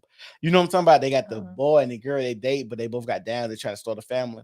Okay, but back in the day, when I was coming up in church, we had this girl. I ain't gonna lie, she was slow, very slow. She was like 40 years old. But when people are kind of like mental, they don't understand society like that, so they don't have the pressures of the world. And so she still looked like she was around my age, right? Beautiful woman, slow. You talk to her, you like, oh yeah, she's retarded. Beautiful body, thick or whatnot. And then my mom and my daddy was having a conversation with her mother, right? And she was like, yeah, we got her fixed. I'm young, I ain't know what it was talking about. But back in the day, if you had a child that was like that, you would get them get it always removed. or whatever they do to make sure they didn't have children Yeah. to repeat it. And she wasn't physically capable of taking care of a child because she was like 40 years old and her parents are still taking care of her. And her mother was always talking about how she was worried when she passes away, who's going to take care of her child. Yeah. And that was like There's like facilities that house intellectually disabled individuals. That's what they call them now. You can't say the R word. Intellectually disabled individuals. And hopefully it's deep off in there. They don't say anything. But they actually will also provide them stimulation toys so that they will not engage with the other individuals because they live in a in a house. Kind of like similar, like it's like an elderly home in a way. Yeah, kind of sort of like that. Because there are some people like, the lady you mentioned, her parents were willing to take care of her. Yeah. There are some people that's like, I don't want to take care of this kid. I just want to give them to this community. They can live, and then when they pass away, I want to get the money. That's it. They don't want to have a lot of engagement, and so that they give them things to satisfy their urge, so that they don't try to engage with another individual in the community because it could probably be assault. You know what I mean? You don't know, but anything could happen. They don't want. I don't know if everybody is sterile. Yeah, right. I gotta find a video. I'm gonna find it real quick, see if it's on my but there was a Heat in the Night clip, and the dude was like, "You slept with Irma Jean?" He was like, "Yeah, she's 18," and Virgil was like, "Yeah, but she's retarded." That just was so fun. I'm gonna find. Don't say that word. Oh yeah, I'd already said it now, but I mean, play this video. Some kids I do not want, and I don't give a fuck what nobody think about it. You're not gonna force children up on me. Yeah, we both made the decision to lay down and have intercourse. We both was irresponsible about the decisions we made that night. Yeah, I could have pulled out, but I didn't, and I ain't catapulted. He's a child himself. The way he's talking, mentally, he's a child himself. No, because I'm not the one that's gonna have to carry a baby for 9 months. It's the woman. And this is where I go back to telling women, you have to carry that child. And I understand when women like to say, well, I have to carry a child, so I should be able to get rid of it because it's my body, my choice. Granted, you knew that before you had sex. You have to be more responsible than men. And like I said, when it comes to technology and contraceptives, what it did was take all responsibility, and women thinking about that and the forethought, and men being like, I don't have to amount to anything, because women aren't vetting men like they should, because now it's, I have an abortion. I can sleep with the guy that, ain't doing nothing, but he has a big Peter Wecker, so I'm finna go try this out. Women didn't think like that, but now women do. My opinion, women should be more careful on who they sleep with. Because you're going to be like, one of my baby mamas trying to find me so I can financially support a kid I done told her or them I did not want. Another thing is, these just jump offs. These the type of women that I ain't even had to do nothing for. The bare minimum, but they gave me access to their body, and they think I want to be a father to a child for one of them? Like, I don't even have no type of love for these women. How do they expect me to love these children? Before y'all say, oh, he irresponsible, he a deadbeat, he don't take accountability. Yeah, I do. I just don't give a fuck. You ain't gonna force these children on me when I told you I ain't want them. Yeah, I can offer to pay for abortion, but at what point can I force a woman to go get an abortion? I cannot. A woman say, my body, my choice, but I say, it's my life, my choice. Before y'all try to stitch this shit and be like, black man this, black man that, I don't give a fuck. I really don't. So yeah, to answer your question, Mom, I do feel like when you're engaging with a man like this, you do need to be more responsible because he's an idiot, and someone has to have a little bit more cognitive awareness that this is not a man that you should give your body to. So I do agree. But they say in our community, you don't know nobody until you have kids Please, with them. I will never understand that logic. So hey, I don't know. After I told you that more people are pregnant longer than they're in a relationship, I actually understand why they say that now. Well, Like I can see that. when I said it, it clicked in me. I understand why people say it because they get pregnant way before they actually get to know someone. In the honeymoon phase, Right? the representative They probably phase. get pregnant within 6 months of meeting somebody. That 6 months isn't long enough to actually know somebody, vet them, make sure Yeah. they who they say they are. You didn't actually done the research on them, then Google their names, sure they went to prison, met somebody that's close to them. Hey, how is Demarcus? Is Demarcus this person? Yeah. Does he have kids? And I also feel like too, and this is just a standard that I hold myself to, and a lot of my peers do. I, like you mentioned, bearing a child is very strenuous on the body. It's a tedious process. It's uncomfortable. It is life threatening. I will not risk my life for a man that I know that doesn't love me for a shadow of a doubt and has decided that he wants to spend the rest of his life to me and has legally attached himself to me. If those are not the three things, I mean, there are more, but those are the three concrete things. And I'm like, this could be a man that I could bear a child for. If one of those three things are missing, mainly the fact that we are not married, I will not even make myself available to be a baby mom. Like, I think, like you said, there are so many contraceptives. It's 2023. It shouldn't be anybody pregnant that doesn't want to be. It shouldn't be a father that doesn't want to be a father out there. And I stand by this. If he wholeheartedly did not want to be a parent, he would not have made himself available to become a parent. And if it was very important to him, he would have abstained from sex from women he didn't desire to parent with. But he didn't care. And to me, you understand that sex produces a child and you still proceed knowing those risks, let me know that you are okay with gambling with being a father. I don't care about, I ain't intend on doing this. I didn't plan on, I told her this, I gave her money. No, if you really stood on that from inception, you would say, hey, I don't want to get her pregnant. I'm going to wear a condom. I'm going to not ejaculate inside of her. I probably don't need to sleep with her if I know I don't want to parent with her. So you cannot try to correct your mistake on the back end because you're gonna pay in the front, or you're gonna pay on the back. But you're always going to pay. Why do we have this mindset of get it out the mud? Why, if I tell a person, and this is from my dating history, I say I come from a 2-parent household. My mother and father, are still together, and just express some of my views because I grew up in a 2-parent household where another person may not see it or understand it, then I'm spoon fed. Then I'm entitled. I'm a spoiled brat. But then we have so many people who grow up in different environments and have a different mindset, and they think that getting it out the mud, struggle of, I need somebody that has been through something. I need somebody that understands my struggle as a black man or a black woman. Why is that a thing in our community? Why we can't just have beautiful people, healthy people, whole people, mentally sound people, people who are loving and lovable, people who are open to love or the idea of being in a family, raising kids together, understand perseverance, understand that, have great communication skills. Why is that?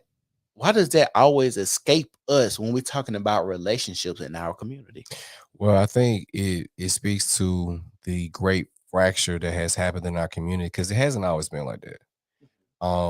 When you look back, I would say we could say like it probably started around like the early boomers, but like going back to like the silent era generation, right? Those, generation of people, like they took, getting to know somebody serious, the whole courting process.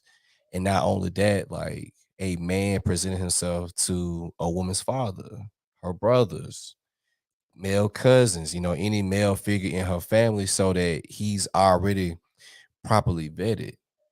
So that when he does decide to potentially ask for this woman hand in marriage, he's already been, certified by all the men in the family because they already understand that, hey, once they get married, she's not his responsibility, right?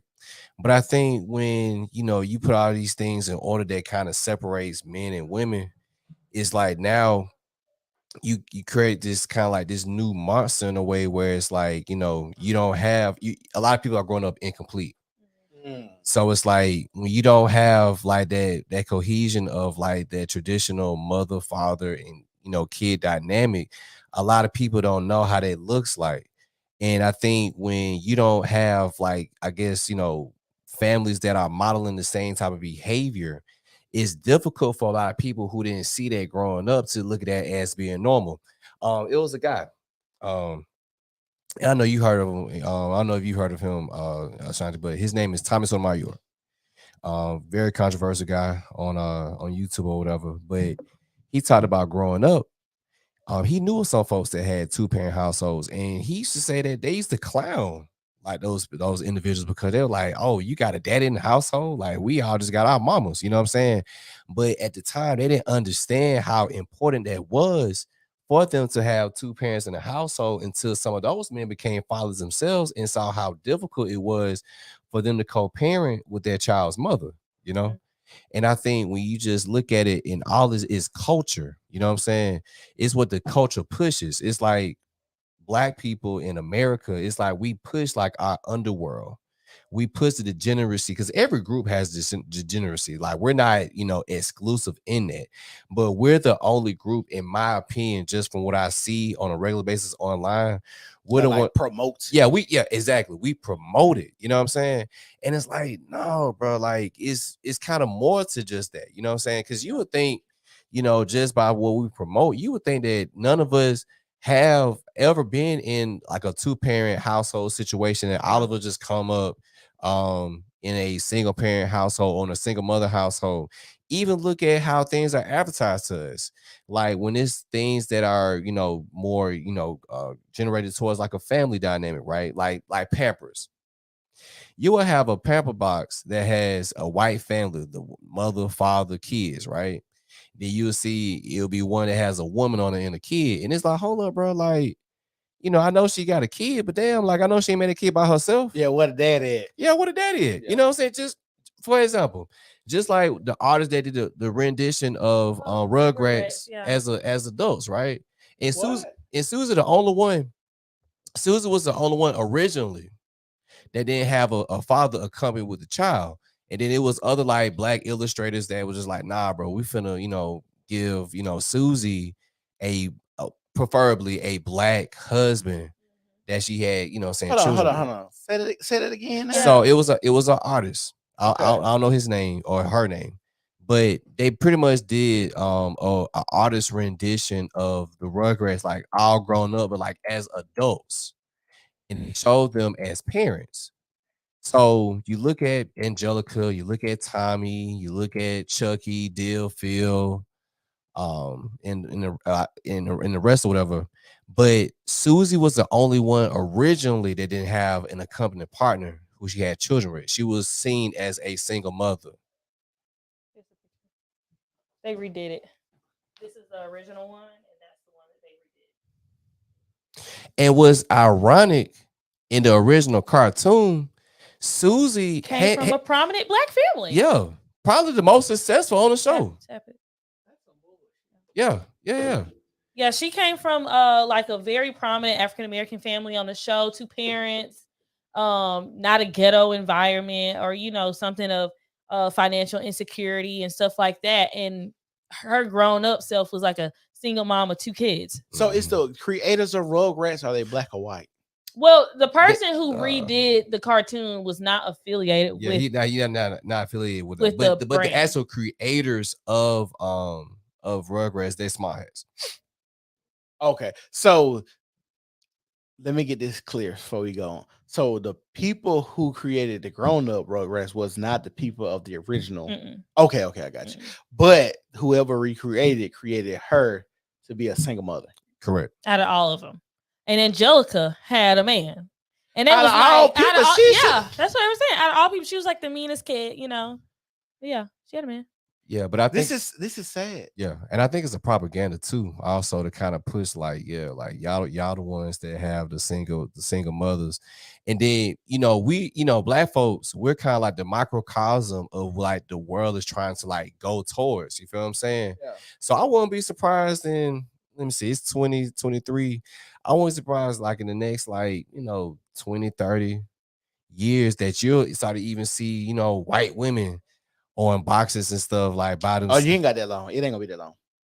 It's 2030. I guarantee you by 2030, it's gonna probably be we probably be even by 2030.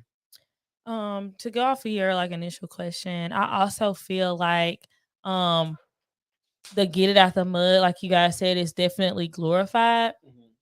And in reality, don't you want to give your kids something? Like when people talk about leaving a Right. legacy, oftentimes I hear people talking about having a lot of kids, but not particularly like having something to give them to pass down from generation to generation. They're like, oh, I'm going to leave my legacy. I'm going to have 50 kids. Yeah.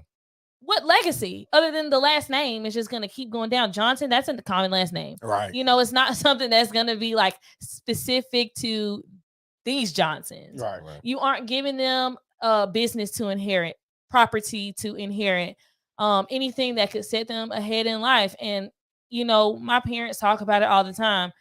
They grew up comfortably or, in a good environment, but my grandparents didn't have something to give my parents.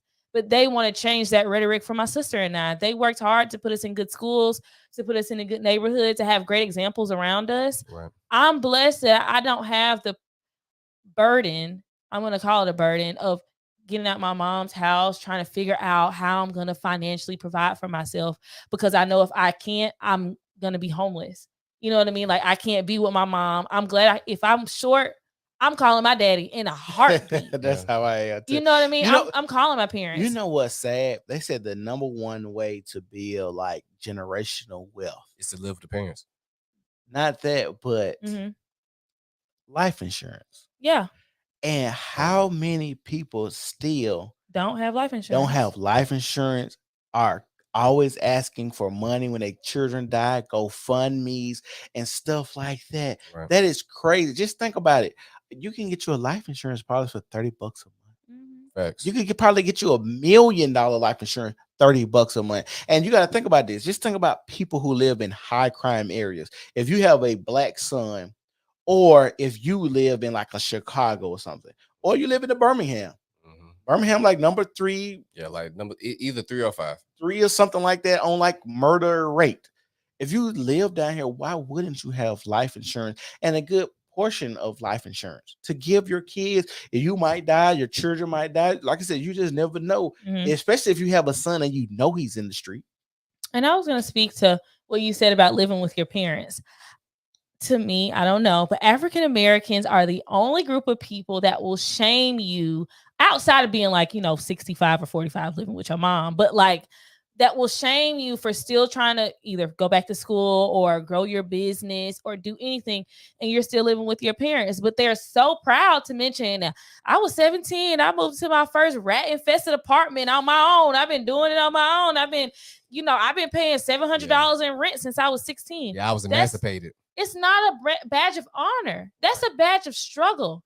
You got out your mama house because it wasn't comfortable. I'm sure you went in a nice size house with a nice family dynamic. The temperament in the home was nice, and you just decided to move out and move to the projects. I know you didn't. Just think about dating people with that mindset.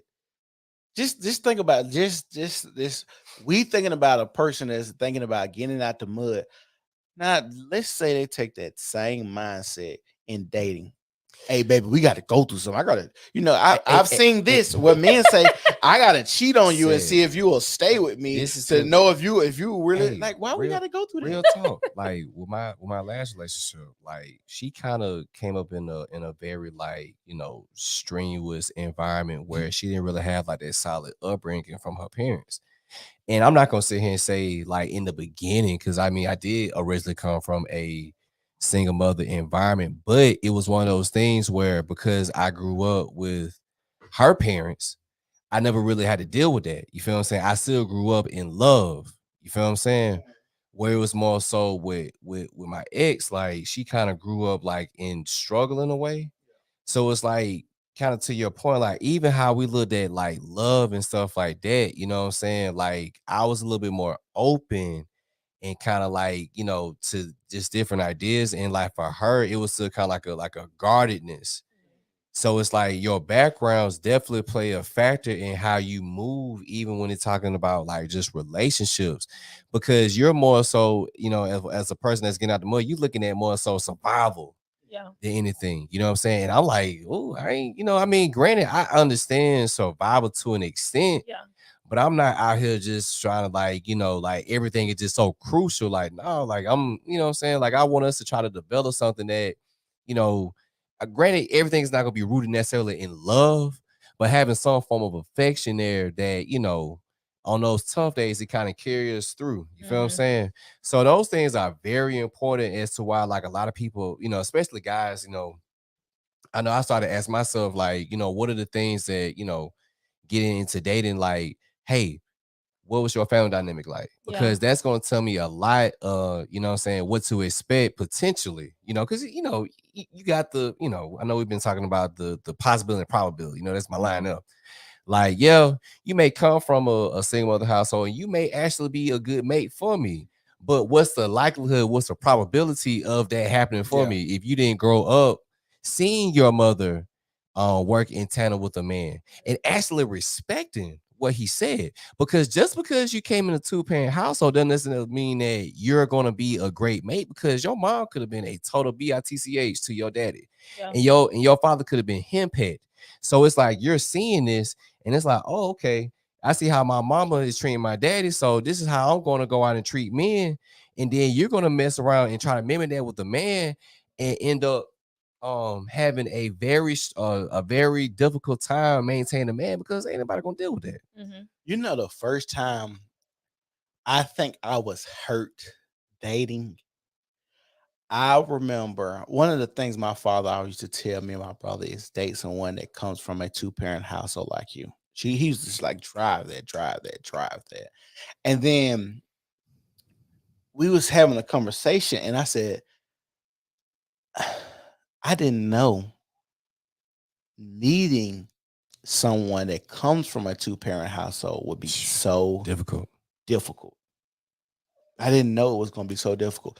And then the reason that I said that I was hurt would be because how even dating someone and how open that I was, and like I said, love being and lovable, like I'm open and I'm dating young ladies who aren't as open, who aren't as free to love like I have been, who aren't as playful. Like I'm a very playful person. Like I've been around so many women, I joke and play, and they can't take a joke because they so guarded. They guard is so up, and they got a brick wall. They can't even smile and laugh with me because is you going to use this against me later? I'm like, no, like I want to love you. I want to be open with you. I want to be free with you. I want to be able to talk with you with every little detail if we could possibly get there. Because truth be told, I understand that as a man, I can't tell you everything about my life because I want you to still look at me as your man, and same with as a woman. You get what I'm saying? But there's things that I feel like some boundaries we should be able to cross because we're in a relationship and we're trying to build something lifelong. So I need to know you to a certain extent to well, we can have this longevity. Yeah. But it's like I'm dating women. I crack a joke, stone wall, stone faced.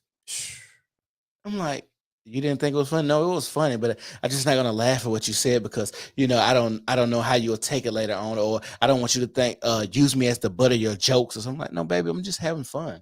Right. Let's have fun. Let's go play paintball. Baby, why you got a mean mug on your face while we playing paintball? This is fun. I'm having fun. Well, your face doesn't show that.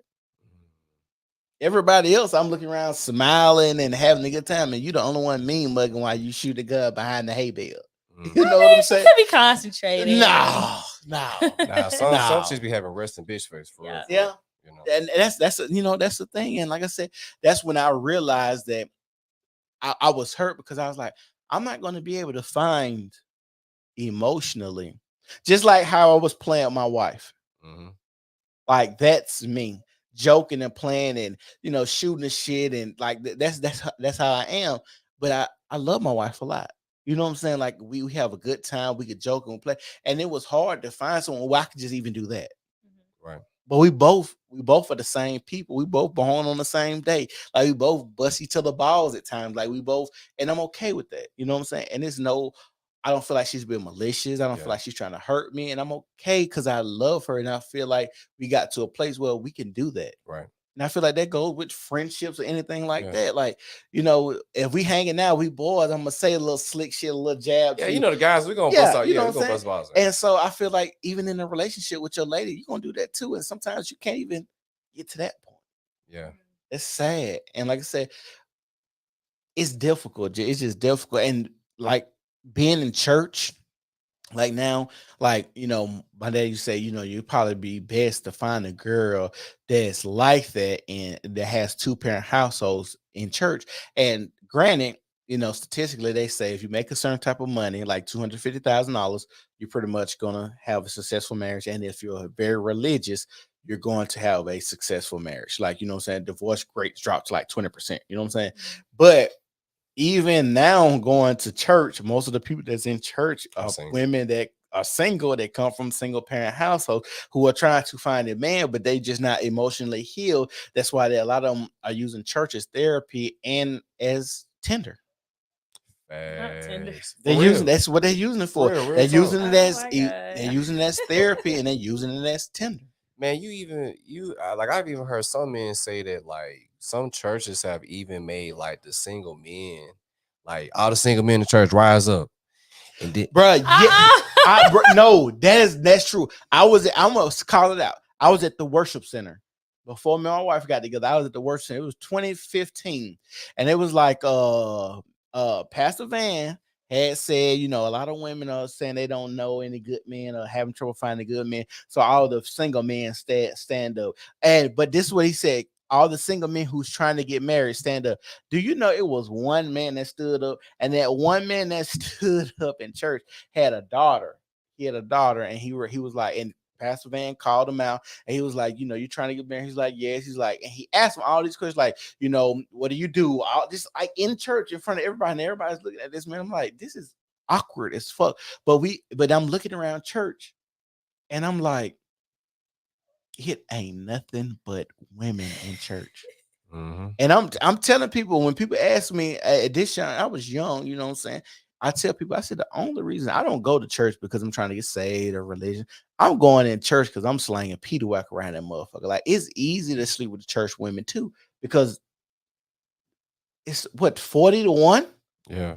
40-1. Yeah. Like, why would you not go to church? And you get to see what people look like on a good day without having the club, the music. You actually talk to people. They have all singles ministries. You have so many interactions where it puts you around so many women where you can sleep with them.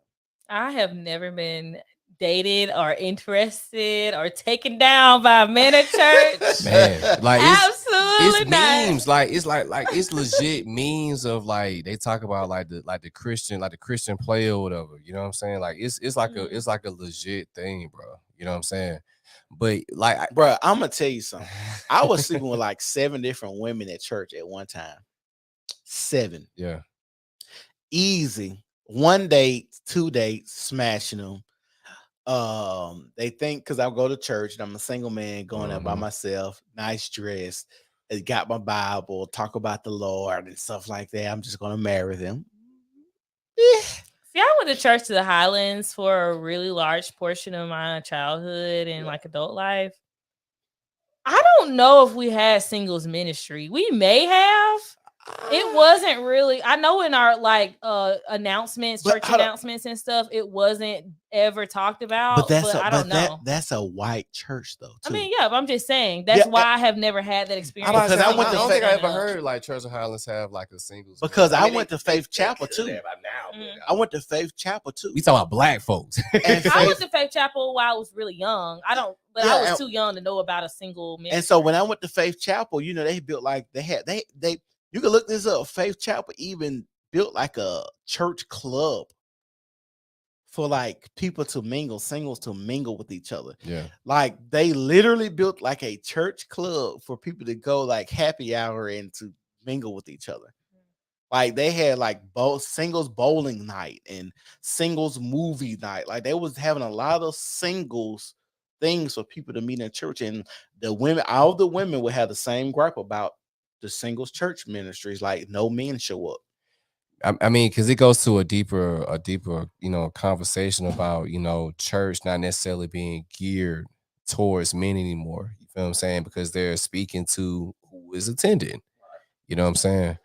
And then that says even more about, how much of a fracture it is to where you don't even have, what I'm saying, men in, church or in ministry, because kind of like to the point with Church of the Highlands, a lot of these people, we're just gonna keep it a buck, man. A lot of these folks, they getting married or at least engaged right before they graduate in college. Mhm. You know what I'm saying? Like the little on TikTok. I ain't, oh, the ring before spring. You see my, you know, I did a video on that. Like the ring before spring, yeah. Man, I'm talking about I'm talking about it's a variety of white girls. Like someone was like, okay, you a little cute little white girl, then someone like, damn, like you got a ring, like Yeah, ring before spring, and I didn't know that was a thing. That's why I had to do the video on it. And I'm like, dang, this is crazy. Like it was like going to like the woman said Faith Chapel has had a singles ministry. Oh, okay. Yeah. But yeah, like going to like school in Tuscaloosa, like going, being. But hold on. I'm gonna say this real quick. I'm gonna let you go. So, growing up in a black church too. So when I was first remember like my earliest memories of church was like going to a Baptist church, men and women weren't allowed to be together. Yeah. Like even like couples, like the men would sit on one side and the women sit on one side. Yeah. Also in the pulpit, women could not be in the pulpit. Like the women couldn't be preachers, women couldn't sit on the stage. They could only be in the choir. So they would separate men and women. And this was a thing in our church. Then I ended up going to around fifth or sixth grade. I ended up going to Faith Chapel. I mean, not Faith Chapel, Word of Life, a white preacher, predominantly white. And this is my first time in church seeing white men and white women sit together. Mm-hmm. What man and woman sit together, and the white men will put their arms around their wives and show PDA. I see sometimes the husband give their wife a peck or a kiss or something like that. So it was just a different environment. So if you in like a white church, you're probably going to see more PDA and the promoting of more relationships together. I think the single ministry is more still a new thing because, like I said, and I don't know if it's because of denominations either. So I don't want to put that out there, but I know that was in the Baptist church.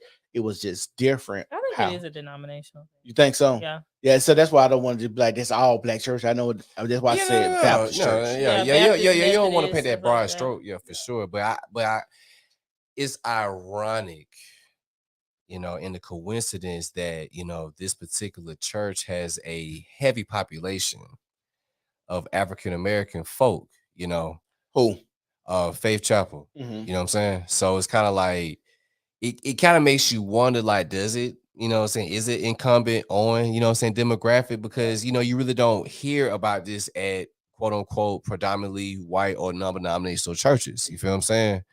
And again, it speaks to the whole notion of culture. You know what I'm saying? Oh, you're 21, 22. Oh my God, you're too young to get married. No, girl, you gotta keep living life. You gotta go through some men, girl. You gotta do your thing. You gotta get some experience. Hey, and who's probably telling? This is the one thing that I really, really am upset about older women when it comes to young women. Bad advice. They give young women horrible advice about riding the cock carousel, the baloney pony, staying out there trying to figure out who you want to meet and live life and have your hot girl summers. But then you never pair with the women that's giving a lot of this advice are the same women that's 45, 50 years old dying from BBLs because they're trying to compete with younger women. All up in Casanova. Like, this is the thing. You have older women telling younger girls, hey, play the field, while they're trying to go get their body done so they can compete. The reason they telling y'all to stay single because they understand it is a shortage. It's competition, man. If you are a black woman and you want a black man, if you're in a heavily populated city of black people, that black man it's like a 20-1 ratio. If you're like in Atlanta, it's like a 45-1 ratio.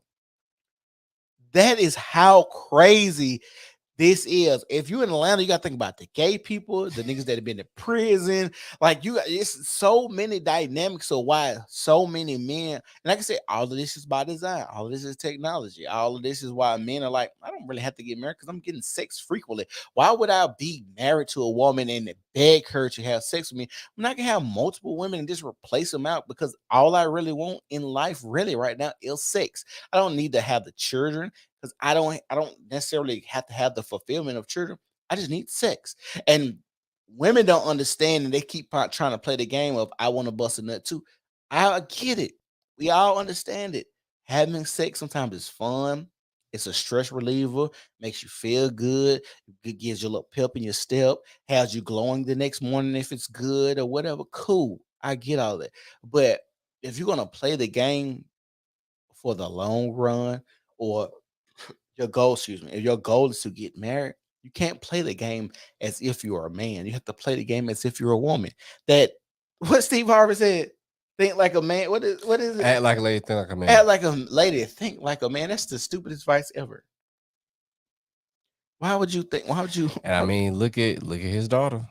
Yeah, let me not go down. But I'm saying, if you listen to this, if you are a black woman, you have to understand when you say it ain't no good man or men aren't committing to me, men aren't trying to get married anymore. You have to understand, if as a black man, you are a feast. If you're a black man, decent.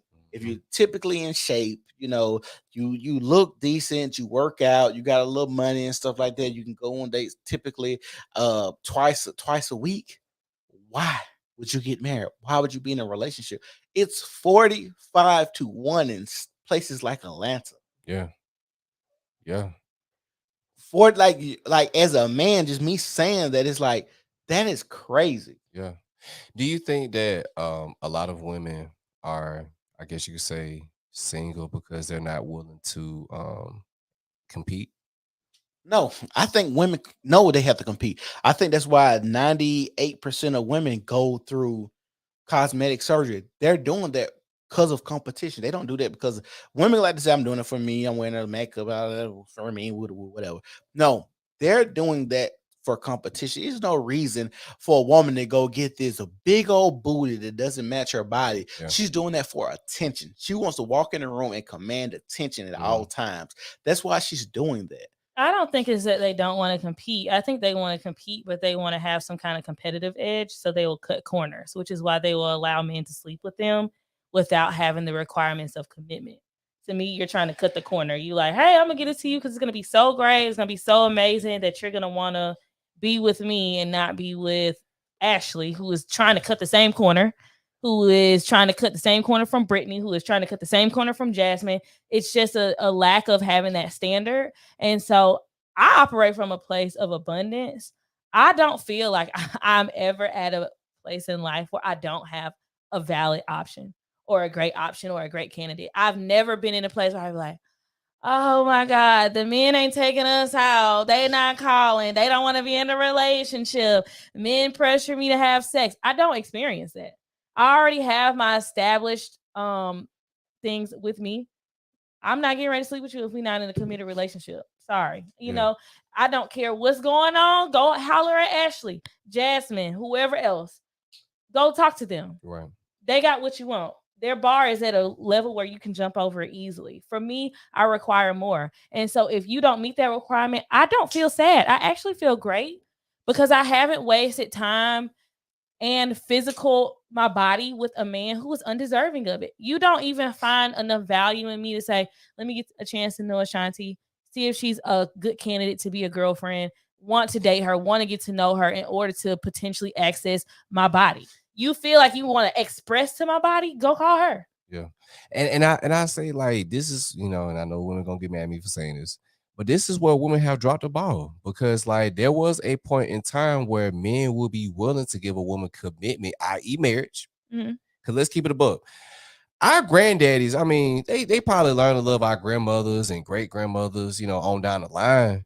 But for most of those men, they got married so they can have sex. Mhm. Yeah. You know what I'm saying? But let's expand the conversation on love. But I'm gonna say this too. Women are willing to cut corners when it comes to sex, like Ashanti said, but don't take sex courses. Don't even learn about sex.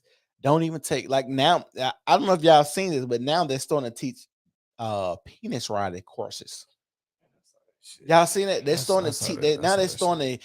Now women are understanding. Like I got to take a Karma Sutra class. I got to learn how to give massages. I got to learn how to do more because so many men. I've heard so many men, and I'm one of them that I That's can be sad. like, where sex. I could really be a virgin again because sex is not like I just had so many women that just blew my mind sexually. That's sad because they're gonna go take courses to learn how to perform better in the bedroom, but they're not gonna go take any courses to get any better emotional intelligence, some more understanding. Exactly. That is actually very sad because I do feel like a lot of relationships are based upon the sexual desire. You know what I mean? You get up there talking about my coochie good, this good, that good. What about your mind? What about how you make that man feel outside the bedroom? That can't be the only part of you that is desirable that sets you apart from the next woman. Yeah. It can't be it. Your relationship is not gonna last upon how you do it to the left a whole lot and he love it to the left so much. Like you can't have a lasting relationship. I'm talking about 60 years of marriage just because you on the left and that's his favorite side. Like you can't do that. And if you're gonna be taking courses to figure out how to do this after sex, then what? Because it's That only see, gonna last a that's certain amount of time. right. That's the thing that I don't think women.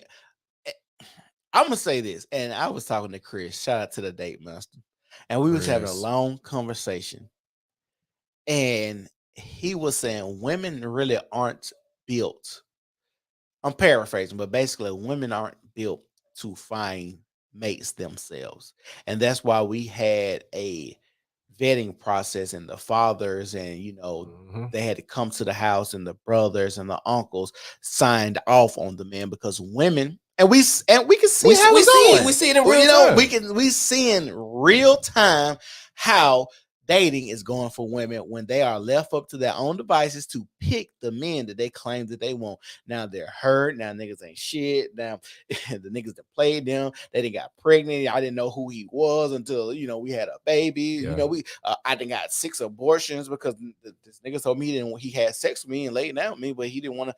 I wasn't suitable enough to parent together with or Right. even pursue this relationship anymore. We're seeing it real Yeah. time when women are left to pick a suitable partner. They cannot do it. They're not built for that. They're not built for the emotional baggage that comes with it. They're not built for the dick damage that comes with it. They're not built for the imprinting that men leaves on them. They're not meant for, because women are the biggest people who compare. That's why they got this video, how to sell to a Negro. If you had a dude that ain't no good, that knock it out the box, when you 18 years old and now you comparing sex, your Every whole man. every man, and you got this knocked out the box at 18, you're ruined, you're damaged for the rest of your life. And I agree, like this is the issue when it comes to sexual liberation and just casual sex, especially for women. Not so much for men, but for women, because let's be real, sex is more sacred To in women. viewing for women than it is for men. And it's just because, I emotion, I'm not gonna get emotionally attached to a woman and have sex with her like that. Women, not so much. You can't sleep with 100 men and say you're not gonna get attached. I can sleep with 100 women and say I'm not gonna attach. It's just like that. You know what I'm saying? But let's talk about love. I think love is a choice. Yeah. Yes. People try to act like love is just something where you walk down the street and this little Yeah. baby shoot an arrow in your ass and you just fall in Right. love. Now, love is a choice. Love is an action. You choose to do it every day. Um, Love is it's a fleeting feeling. It's ups and downs. It's roller coasters, and we choose to love. I think that's why arranged marriages last a long time too, because the father has a say so and Mhm. understanding it. For the most part, arranged marriages were for like rich people. So as far as like being provided for and provision and protection, the money wise is there. So that's 50% of the job I already. already.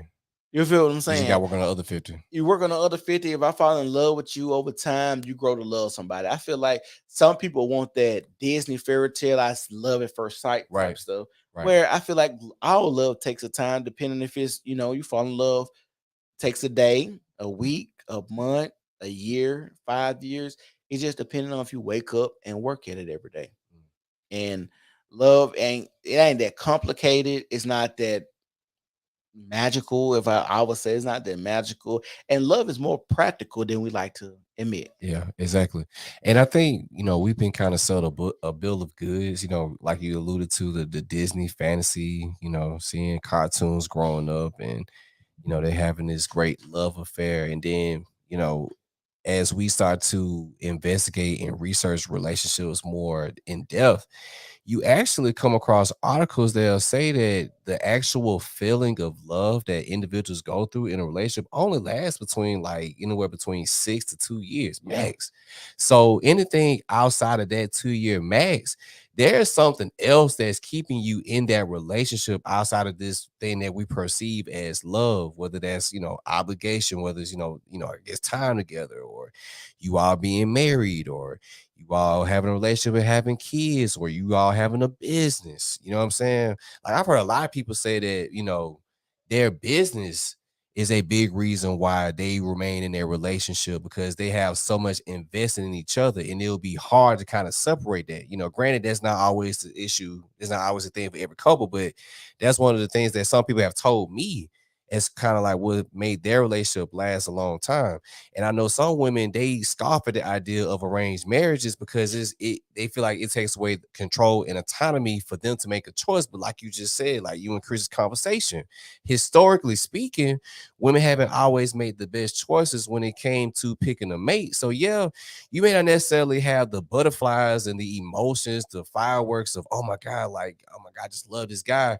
But at least on the front end that, hey, my father, my brothers, my uncles, my male figures in my family, they have at least done 50% of the job of making sure that, hey, this man come from a good family. This man come from a 2-parent household. This man come from a family that, they make money. Like we also make money. So it's not like, oh, you're choosing a family from the other side of the tracks. You know what I'm saying? We're compatible, at least on that level. So the other half, y'all can kind of work through those things. But we've given so much freedom to the point where that idea is almost like ancient at this point. You know what I'm saying? You still got some people who do it, but that's still a Eastern custom. And I think if we did, kind of, or at least go back to courting, you feel what I'm saying? Introducing the man, to the family, kind of like what you said your grandparents used to do. You know what I'm saying? Come over to the house, be on the front porch, what I'm saying? Keeping the door open, not letting them go out into the world. I know that's a grandiose idea at this point in 2023, but those type of things, those type of activities kept a lot of things in pocket, so that you didn't have the potential of having damage by trying to date so many different guys or girls, and just go through all this mental, emotional, physical, financial, because dating ain't cheap. it's At def all. it's For definitely men. it's definitely expensive. For men. Yeah, for me, you know what I'm saying? But I mean, shoot, women, I mean, hey, like, But see that I'm gonna say this. I'm gonna talk about what you said about your article. They don't talk about the honeymoon phase is your 6 months to your 2 years. The love aspect of re-falling in love with somebody, I feel like, is a deeper thing. mm, The ebb and flow, because I'm just gonna speak on. I've been with my wife 6 years, mhm, and I'm just gonna be personal. We might go a whole year where I just feel like I'm just married to my friend, but I don't feel so much in love. okay, And then I can see my wife playing with my children Like, damn.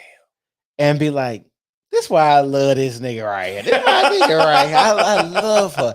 And I fall in love with her again, and I get this warm, bubbly feeling, and I look at her and I might go over there and kiss her and be like, this is why I'm doing this. Mm. This is like this is why I wake up every day. This is why I know I'm doing this. And then now I get that feeling that rushes back over me again, and now I'm back in love for a year. And then we might go through a rough patch or something that just we just off. We might be having sex and just the sex feels off now. We might be talking and we just missing each other conversationally. Like, why are we like we have great conversations, but why are we missing each other now? Like, we normally can work it out, talk about it, but what is going on? Or scheduling. Like, we have great scheduling. Like, I know me and my wife not clicking if we haven't. It starts with a scheduling issue. I said, hey babe, I'm doing a podcast on Friday. And then Friday comes up. Well, you didn't tell me you had a podcast. No, babe, I did tell you I had a podcast on Friday. Go back and look through your text messages. And then, oh, okay, now I know we're about to get into that cycle because when scheduling, she's great at scheduling. When she drops the ball on certain things, I know we in that cycle or something like something ain't right. We gotta come together. It has to be some pieces need to be moved. What's going on? Conversation is being off. Like, I understand now that we in this flow of we just cohabitating together. A lot of people don't like to admit that, and like I said, this is part of why I'm having a podcast. Why I just want to talk about it because it's not just that fairy tale. But when I'm in love with her, when I fall back in love with her, when I'm like waking up and I have that epiphany phase, like this is why I'm doing it. When our kids come in here and they love on me and give me hugs and I'm got that warm feeling, I love doing this with you. You know what I'm saying? It ain't because we got business we started, we were working on and stuff like that. But it ain't really that. It's the family aspect. And that's what I Yeah. always wanted. I always wanted a family. You know what I'm Facts. saying? I Yeah. knew I wanted a family. I knew I wanted to raise my kids under the same household. I knew I didn't want them living out of suitcase where they got to travel this weekend to my house, this holiday, this house. And I think about like even being a grandparent. Mm. Like, I don't want to be a grandparent where the grandkids come over here, then they gotta go to their grandmama's house. Right. There's so many houses. Like, I even think about that far along as me being a grandparent Yeah. and being with my wife. You know what I'm saying? So I think further along, and I think like I don't want to jeopardize what I got going on. You know what Facts. I'm saying? So Yeah. it's a lot. Like I said, a lot of times it's conversation and stuff like that. It is what it is. That's just me being No, real open no. and I mean, personal. yeah. I mean, I feel that, and that's appreciated because I think a lot of like couples, especially like around our age, like they try to, kind of like put off like this idea that like marriage is just this like, and it can be an awesome thing, you know what I'm Yeah. saying? But like they like this, like no struggle ever goes on. Yeah. So it's like when you don't, describe that type of, what I'm saying, that the nuances of, marriage, you're leading people down a path where, they're gonna be in it for a rude awakening. Like it's a guy, he's a love coach or whatever, right? Him and his wife. They so they've been together, I think like 25 plus years. Like they first started out their relationship monogamous, then they kind of opened up being poly. But the main point of one of his videos was he said that marriage is hands down one of the hardest things that people could ever do, and we don't tell people the honest truth about what goes down in marriage because we don't want to necessarily scare people away from actually, going into marriage. Because if we were to tell people the truth of what really goes on in marriages, it probably would prevent a lot of people from going down that road. You feel what I'm saying? But for an individual like myself, I'd rather you tell me what to expect. You feel what I'm saying? I think you should scare a lot of people away from marriage because if people have the mindset of I'm gonna marry before carry, you stop a lot of people from engaging in marriage and then birthing kids and then divorce. I Mm, hear so many people talk about, well, when my parents got divorced, I felt like it was partially my fault. So that part, then the part about people getting married and have the fantasy idea, and then they were like, nobody ever told me it was going to be like this. I think you should push people because I only think 5%, maybe 10% of people in the world should be married. Mm. I don't think marriage is hard. I think not being selfish is hard. Answering to another individual can be hard. And so we have those same issues when we go to work. We have rules we got to follow. And some days we're like, I'm going to work and I ain't finna do that. It's just rules that we have to follow. And then some part of that is we don't even understand that we are married to another human being. Like we think just because we're married, this person is supposed to be above any other standard that we have set for anybody. Like this person is just supposed to know. But they're just a human too. Yeah. They're gonna have days they want to slack, they want to take off, they want to cut corners. They wake up, they're like, I'm just not feeling it today. They're human. And I don't think people give in marriages, I don't think people give other people the grace to be human. And I see this so many times, like even talking to other married couples that I know, and like listening to. And I'm gonna be honest, it's more so the women are more harder on the men in the marriage than men are of the women. But because, like I said, women have more of a grandiose idea of what marriage should be and how marriage should run, and they are so emotionally driven. So especially if they in that phase of not really, she's in that phase of not really just being in love. That's the part of duty. And I think a lot of women, when they fall out of love, from what I see, when they fall out of love or in that phase of not just being in love, it's hard for them to keep that duty aspect going. Mm. And that's what you got to find. And that's what I noticed, like dating and what I wanted out of life. I needed a woman that I understood that had that principle aspect of this is a commitment that I made. And I just want to make sure, even if I'm not feeling my best, I'm going to commit to still doing the duty aspect of it. Mm. That's what that's all I need. I don't even need you to love me every waking moment of But your you're life. not. I mean, I think I think is a very like it's unrealistic to think that, every day you're gonna look at your wife or look at your husband like, oh my God, like I am in love with this individual. Like it may be some days like, I can't stand this nigga, man. I can't stand that bitch. You know what I'm saying? Like real shit. Cause I mean, you're human. You know what I'm saying? And I think a lot of times, like when having a marriage conversation, people be like, oh, so you don't want to get married for love? Fuck no. I don't gotta get married for no love, man. Right. You know what I'm saying? Like shit, we It's could a just plus. I mean, yeah, I mean it's a plus, but that's not what I'm basing my relationship off of. Like you said, it's service and duty. Yeah, I got married for family. That's really Yeah. what I got married for. See, bro, I feel like marriage should be for me, personally speaking, I think marriage should be a rite of passage, meaning that that's only something that young folks should be doing. You know what I'm saying? Like, it's just me.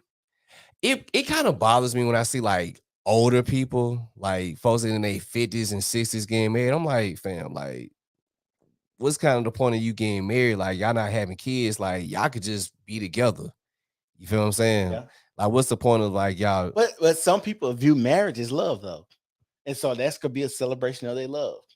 And then you got to think about the legal aspect of it too, because let's say we are older, but let's Mhm, say you have an issue and I need to go see you in the hospital. If I'm not married to you, they might not let me in the hospital to see you. mhm, Just think about what happened with COVID. Are you legally bound to come see this person in the hospital?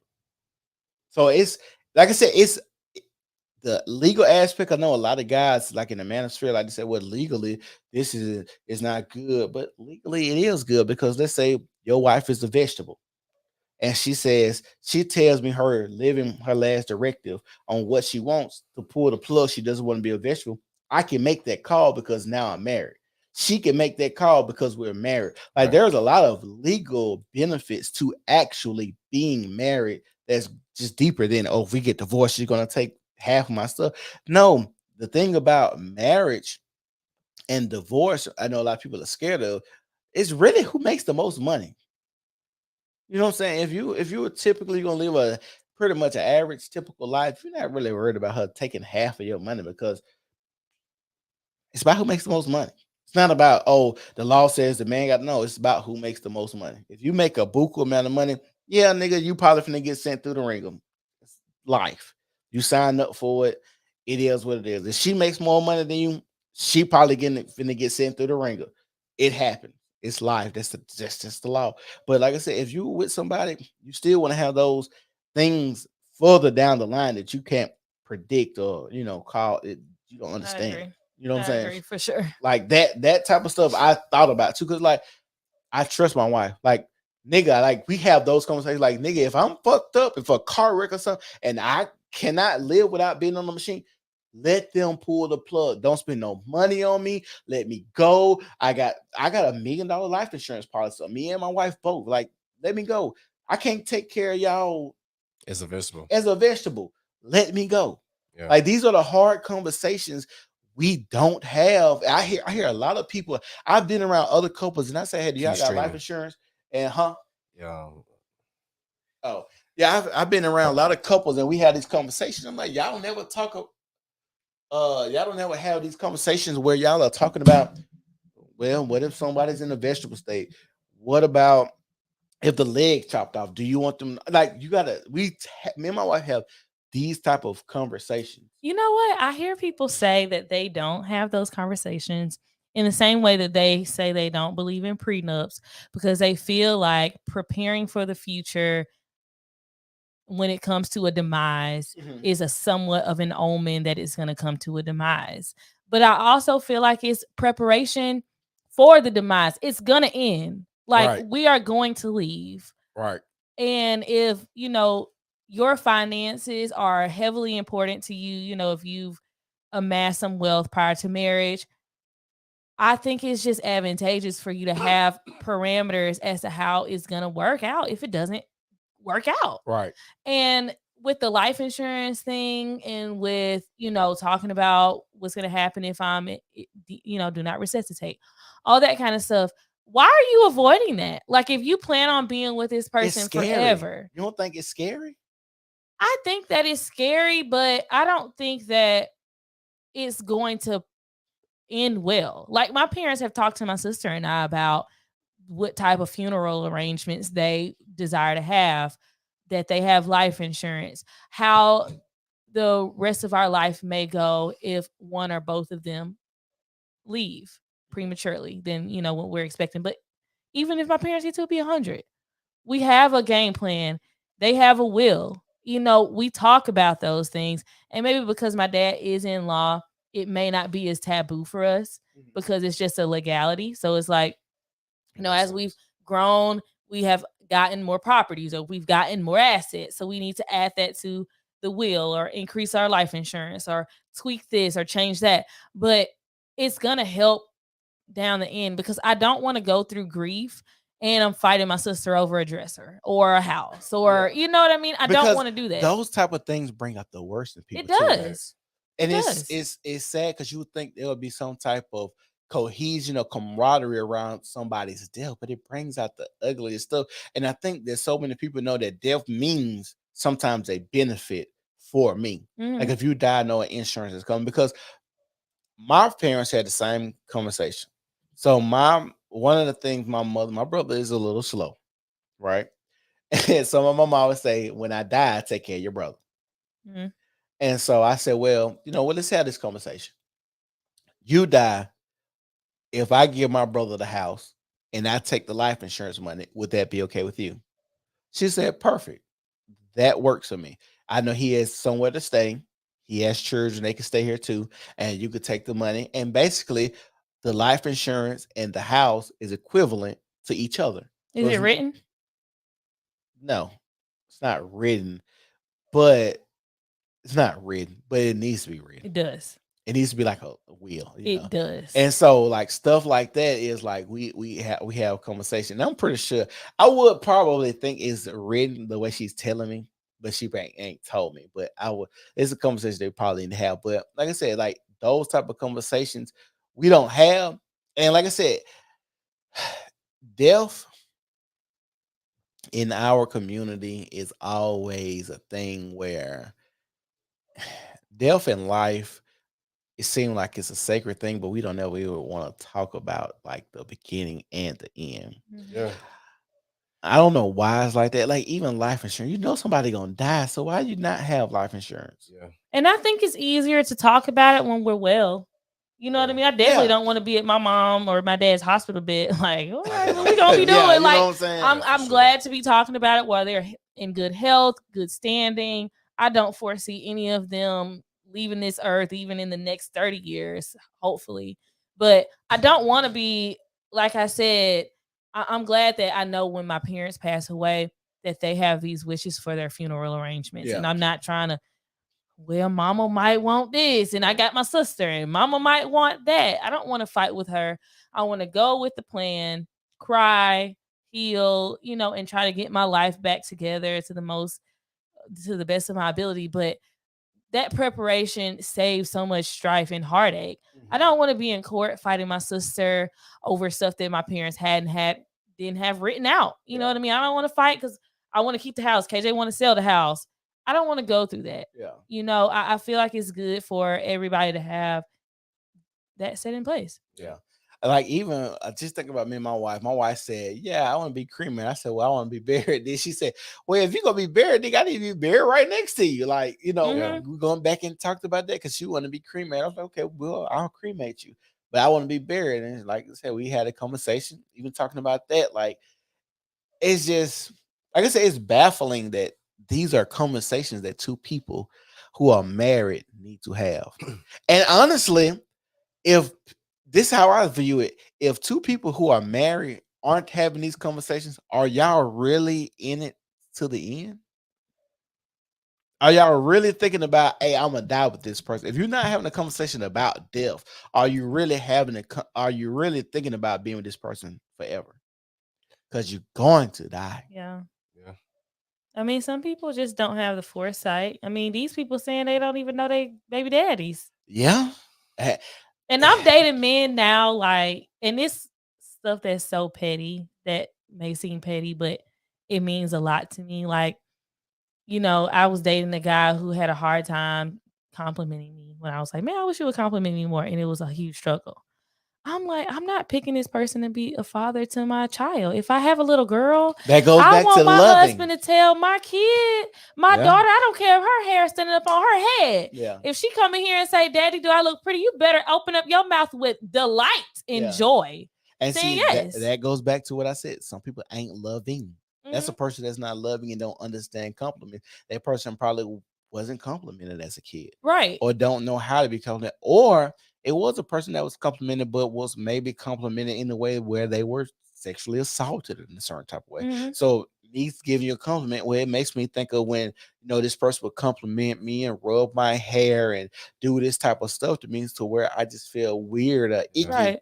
complimenting somebody. And I don't, not to be rude, but I don't desire to try to work through that. If you haven't found me to work through that on your own, I don't want to take that responsibility on right now. It's So still new. what are you willing to work through with a man?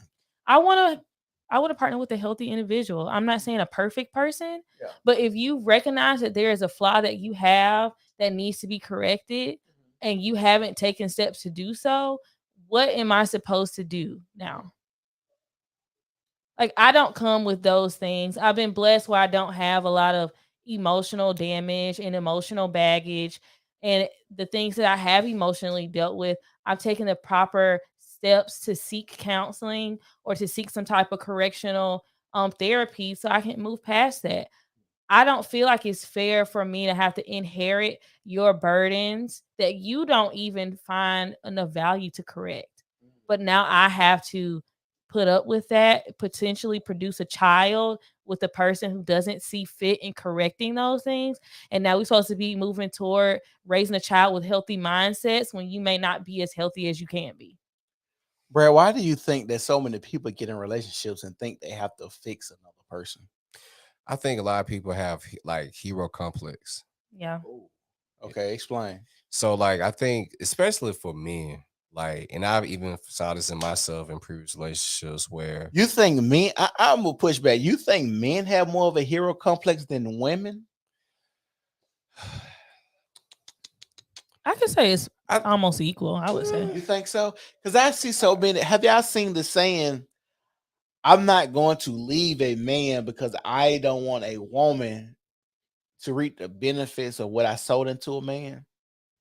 Have y'all seen stuff like? Heard Yeah, men say that too. I've heard of that. You feel what I I'm never really saying? heard me. I normally hear women but say that. but I think like I think it's not as publicized Mhm. with men as it may be with women. You know what I'm saying? Well, I guess maybe it's maybe by Because maybe by equal. And the reason I say that, I just push back a little bit. Maybe I say that because I see a lot of men, even though they don't like the whorish and see behavior. and that's what I'm alluding Yeah, to. yeah. That's what I'm Okay, alluding go to. ahead. Like a lot of guys will say, "Oh, you can't make a hoe into a housewife," but you still have some cats that be like, "Shit, she ain't dealt with me though." Yeah, You know what I'm saying? And a lot of guys operate low key in an air of arrogance in a degree where they like, well, shit, you know what I'm saying? She ain't fuck with me. So, I put that thing on her, you know what I'm saying, introduce her to my world, my mentality, whatever. I can potentially influence her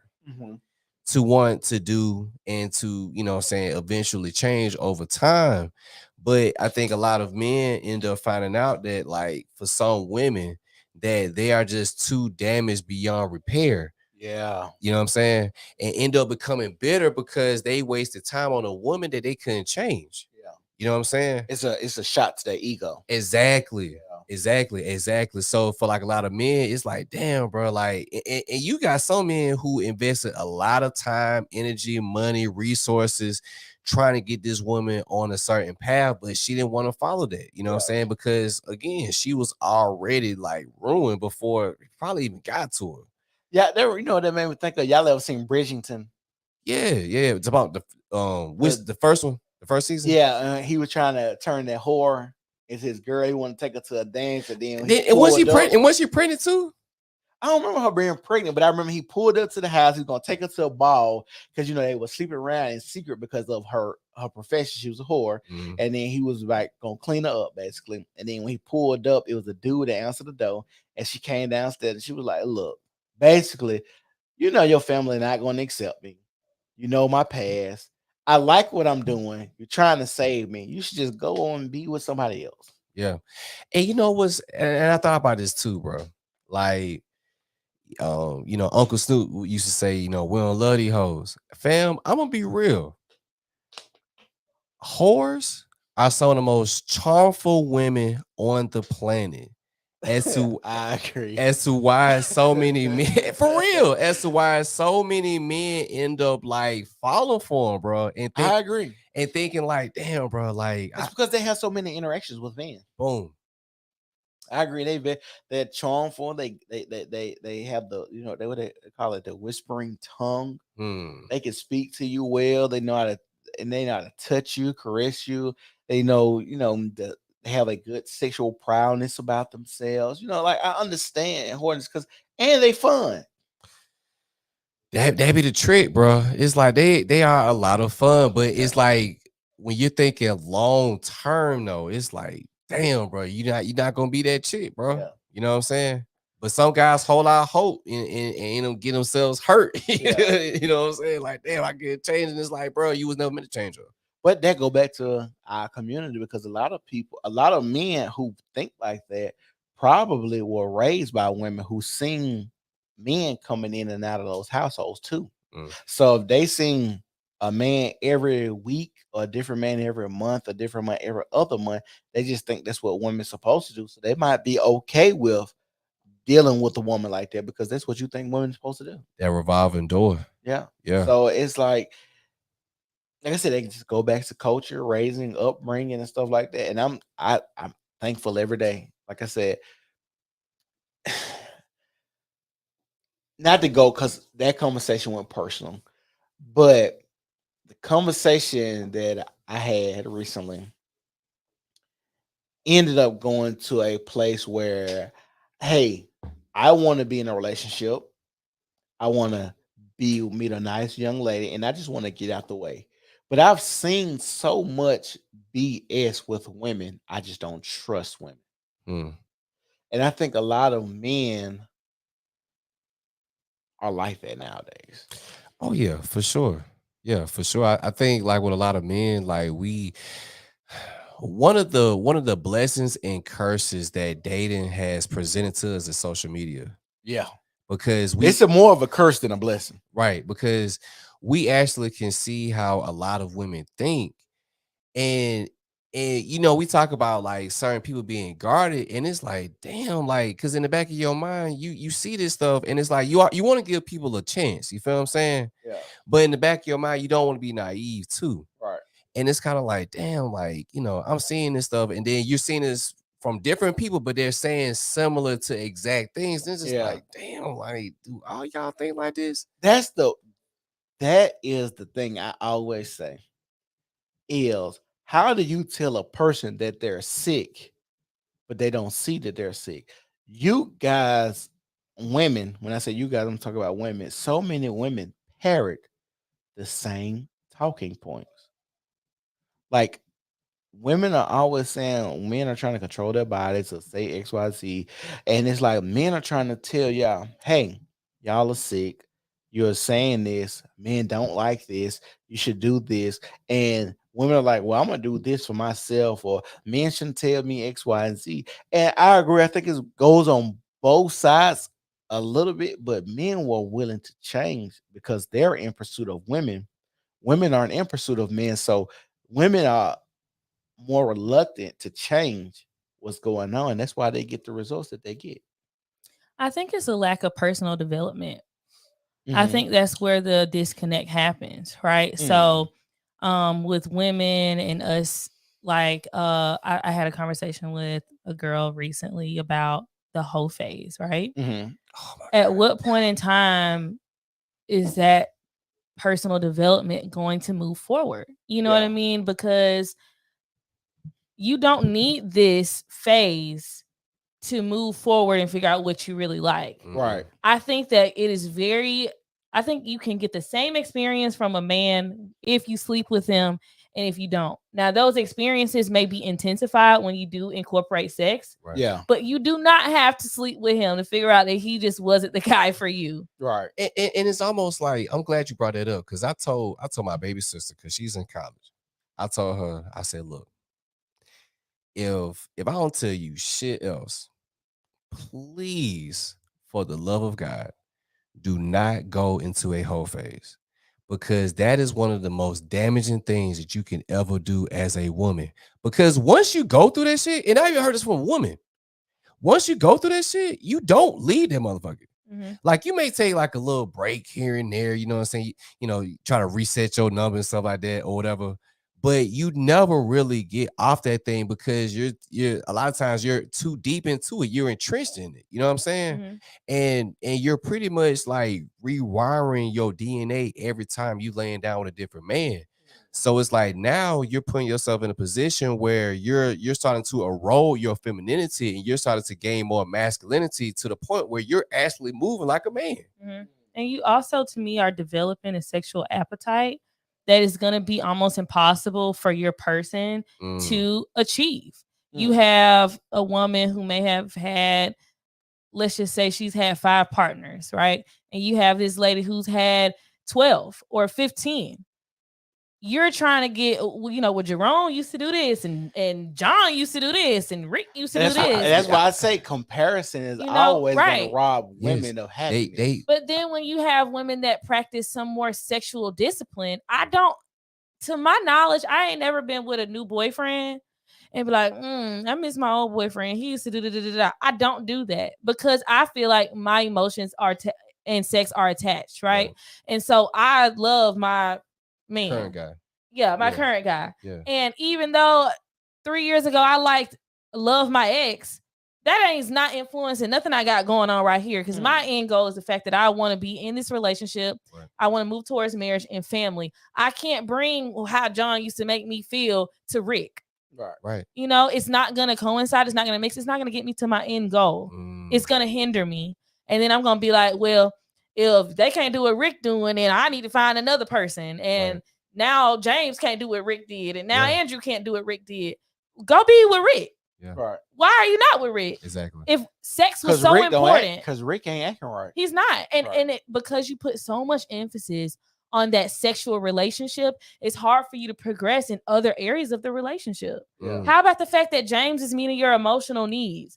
James may not be super freaky where he want to swing from shower rods with you, but he's a provider. He has great integrity. You know what I mean? Like, there are so many things that James can provide. Yeah. He may not be what you would consider stellar in this certain area, Right. but is this certain area so important to where you're going to obliterate all of the other great things that he does and continue to compare him to Rick, who was emotionally unavailable? You were never in a relationship with him, disrespectful, not even honoring you as a woman, but you got a man that's doing great things for you. But this is where I go back and say, I say a lot of people are living a medicated reality. If it ain't drugs, sex, food, or social media, then what else do people have? Thanks. And to her point, like, a lot of women have what I like to call, I need to trademark it, dick overload. To where, because I think of the female womb like a computer, right? And every time she has sex with a man, she's downloading the app. But the only thing with the app is you can't never delete it. Once the app has been downloaded on the desktop, it's there forever. You feel what I'm saying? And the computer desktop can only have but so much space on it. You feel what I'm saying? Right. So it's like you're constantly downloading information. You feel what I'm saying? Yeah. And it's like you're taking in so many experiences to where it's like you're almost becoming numb to it. You know what I'm saying?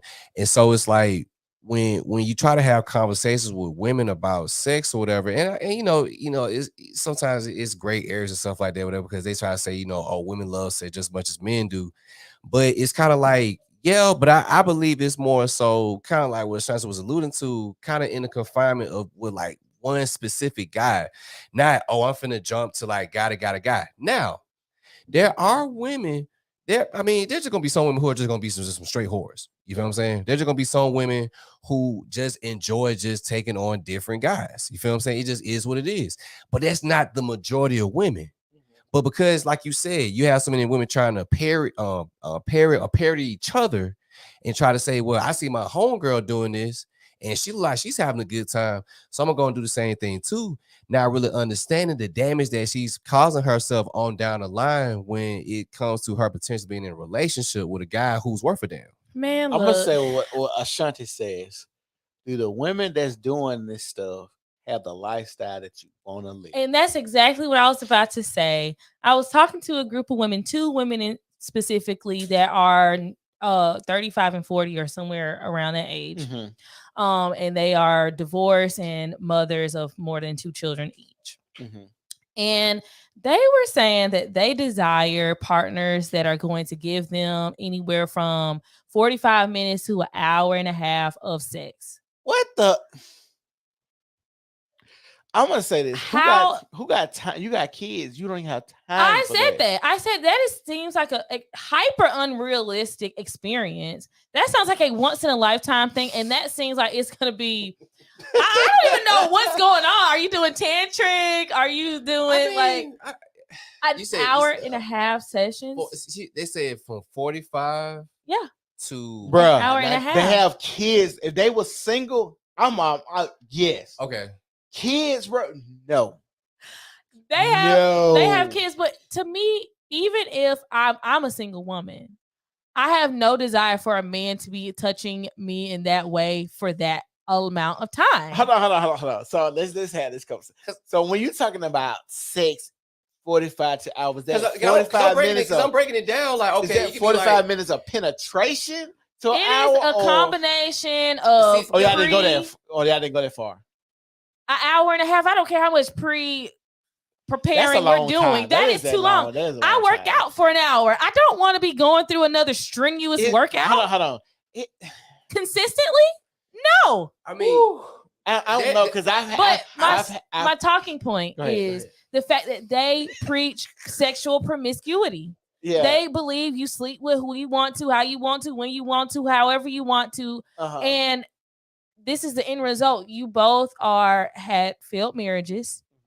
You know what I mean? You both are at a space where you lead with your sexual energy.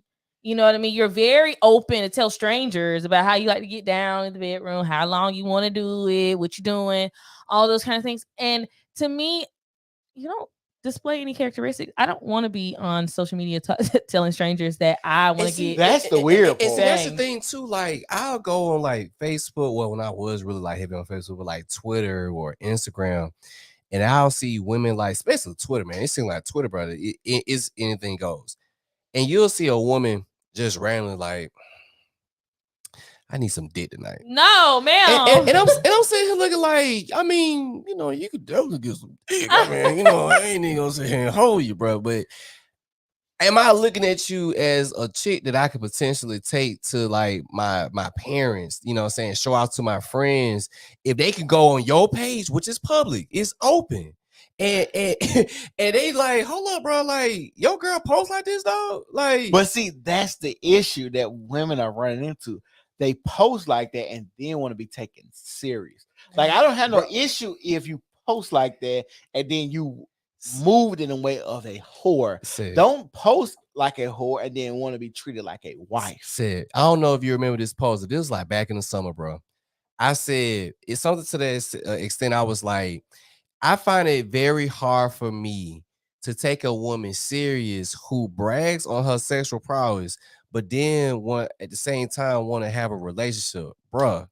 I cannot tell you how many wayward women and simp ass, pandering ass, white knight ass Negroes came under my post talking about, nah, dog, I need my girl to be a little freak, cuz, you know what I'm saying? This ain't the women. That's what what they see their mama do. This ain't the 1950s. You know, if you want a woman like that, you should date my grandmama. And I'm like, why can't you be modest in that way? Like, I feel like I'm gonna show those things to a man that's gonna show me his sexual freakiness or whatever it is. I don't feel like I need to parade how freaky I am to attract a man. So I got a question to y'all real quick. We're gonna finish it off right here. Who do y'all see on social media talking sexually more, women or men? Definitely women. I would say my following is men. So I would say men. I have I think over 70% of my following is Who men. do y'all see on social media putting a private parts on the camera more, women or men? Private Women. parts? Yeah, like you see they bent over, you see they cootie print. They got their nipples hard or they nipple piercings or I don't On what apps? TikTok, Facebook, Instagram. Yeah, if we're talking about social media in general, it's definitely gonna be women. I would imagine, but I can't say for my feed. I don't know. Who do you see twerking more? I know men don't twerk, but who do you see bent over, showing the camera, shaking their butt? Women. So I'm just saying, like, so women are out here showing that they are sexual deviants, and then complain about not being able to find men. I would say, and hold on before you start, hold your thought. And what's the issue is we do have good women out there. We do. That's the problem. Like that dude that went viral that was on the street, he said we can't find the good women because y'all standing too close to the whores. I don't hang out with whores, so. But it's the thing. Like if I'm strolling social media and you're having the same talking points, doing the same things, how do I know? How can I separate you from the rest of them? Oh, I'm not like the rest of them. But baby, you just got on here and twerk, and I just seen your cootie pop print, or you on here talking about you need some Peter Walker tonight. Why would I not think you the rest of the 30,000 other women I seen post the same exact thing? Yeah, like have the same talking points, have the same 50-50 conversations, have the same. I'm not getting with a man if he's not taking care of me and my child.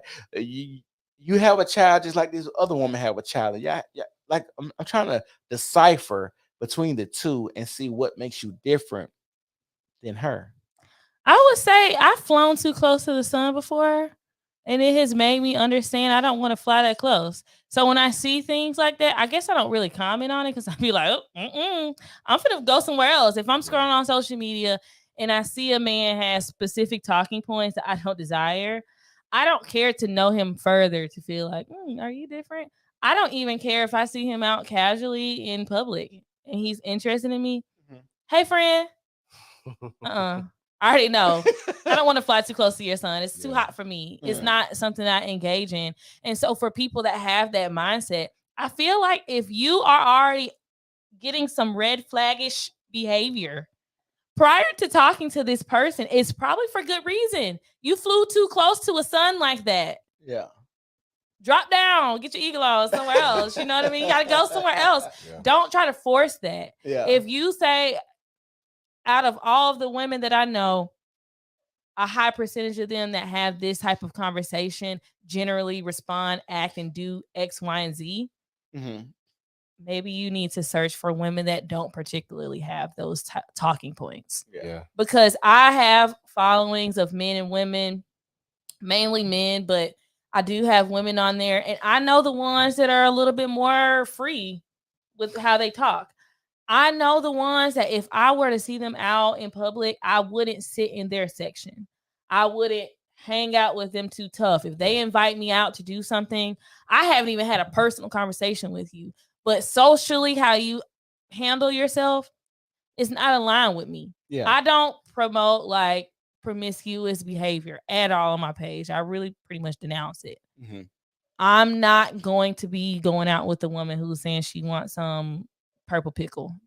Sorry. Bruh. A girl, we can't hang out. Like my close girlfriends, they don't conduct themselves like that on social media. Yeah. I'm probably the most vocal one in my like modesty position. Yeah.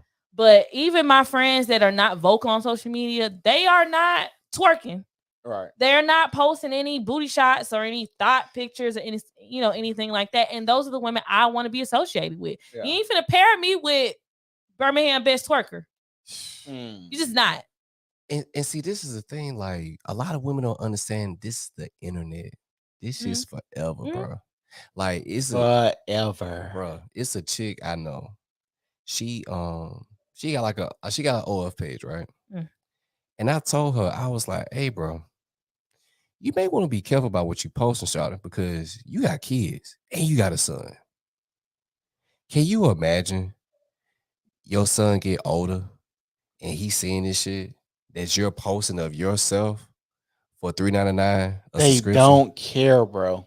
You know what I'm saying? They don't care. That's the sad part. Just think about what a Amber Rose said she told her son. I was so proud that he stood up for me and said, "Oh, that's not cool, bro. You can't talk about women who have OnlyFans pages." And we was Jones him every day Bruh, and beat his ass. Rusty, shout his ass. Like, bro, like we gotta be real. Women don't care, and it's all about the almighty dollar. But it's better ways to make. Like, let's be real. If I had a choice of what I would want my daughter to do, if it came to selling her body, I would rather her be a prostitute where it's not on the internet than her being on any social media platform where it can circulate the internet. That way she could hide it from her child. Like if you want to say I'm selling coochie for $150, cool. But you having an OL fans where you got to be on Tinder, Twitter, Facebook, Instagram to promote it? Yeah. No, dog. No. Yeah, bro. And it's just, man, like, and that's the thing, man. Like, you had to ask yourself, like, because I know KS you talk about a lot about, your digital footprint. And it's like, how do you want people to view you? Right. Because you'll have some women who will say, well, this is social media, this ain't real life. Fam, no, like this is an extension of you. Right. So if you're gonna be posting things out here, it has to be something that you're going to be willing to be, I guess you say, proud of, or willing to at least stand on. You feel what I'm saying? Mm-hmm. Or don't say like, okay, I just post that because that's my internet life, but then you try to operate a different way offline. You know what I'm saying? Yeah. Because people are going to view you based off of what you do online. Right. That's just like asking a man to separate a person who does adult films. You feel what I'm saying? Fam, I'm seeing you get killed on camera, bro. Like, and you really think I'm just supposed to be like, oh, nah, she's just a normal chick, bro? I didn't say you get drilled on camera, bro. Right. Like, come on, fam. Like, no, like that image is burnt in my mind now of you. Yeah. You feel what I'm saying? So it's kind of like you have to, and this is why having men, and not even if it's not romantic, But just having men who can tell you, like, look, Shawty, I don't think that's gonna be the best move for you doing X, Y, and Z if you're trying to eventually move on from that, because your past is gonna follow you. Yeah. So we had a good chop up tonight. I really appreciate you guys coming through. Thanks for having me. Thanks always, man. So, last question for the night. Is there any hope for the Black community and culture when it comes to raising children, our community, relationships, and politically? Ashanti, ladies first. I would always say yes. Why do you say yes? Because we are not always going to be the minority when it comes to just being at the bottom of society. Mm-hmm. And I think that with social media, it comes with a lot of pillars and a lot of things that we have to hurdle and get over. But I think it also comes with a lot of exposure to things that we can attain. And so I think continuing to push the narrative of successful Black families, successful Black individuals, successful Black companies, businesses, and all of those things are going to continue to inspire young African American children, young African American couples to set the barrier and the standard higher so that their kids can continue to move that up. So it's going to cause a divide to me. There are going to be some people that are going to rise, and there are going to be some people that are going to succumb to their circumstances. But I don't think all is lost. Okay. Brad, what you think? I think Black people, as of right now, as currently constructed, is an endangered species. I think, for us, we have such a fracture in our community, you know what I'm saying, as far as like how we think politically, women being more liberal, men being more on the conservative side of things, even how we look at relationships, how, leadership and how roles and duties should be, aligned. Even what I'm saying, like raising kids, you know what I'm saying, you have different ideologies and how you think, or how individuals think that kids should be raised. And I don't think that it's like you're just gonna have like just a wipeout of just Black people in general, you feel what I'm saying. But I think as far as like what we desire and what we fantasize about, like Black love and Black relationships, Black marriage, I think, because we see the trend of women who are becoming single, and it's going to be more of our women who are going to probably join that trend, unfortunately, you feel what I'm saying. Like, I don't want that, you feel me, but just seeing how the trends are going, it's like it's going in that direction. And I think the only way that that's going to really change course is something dramatic has to happen.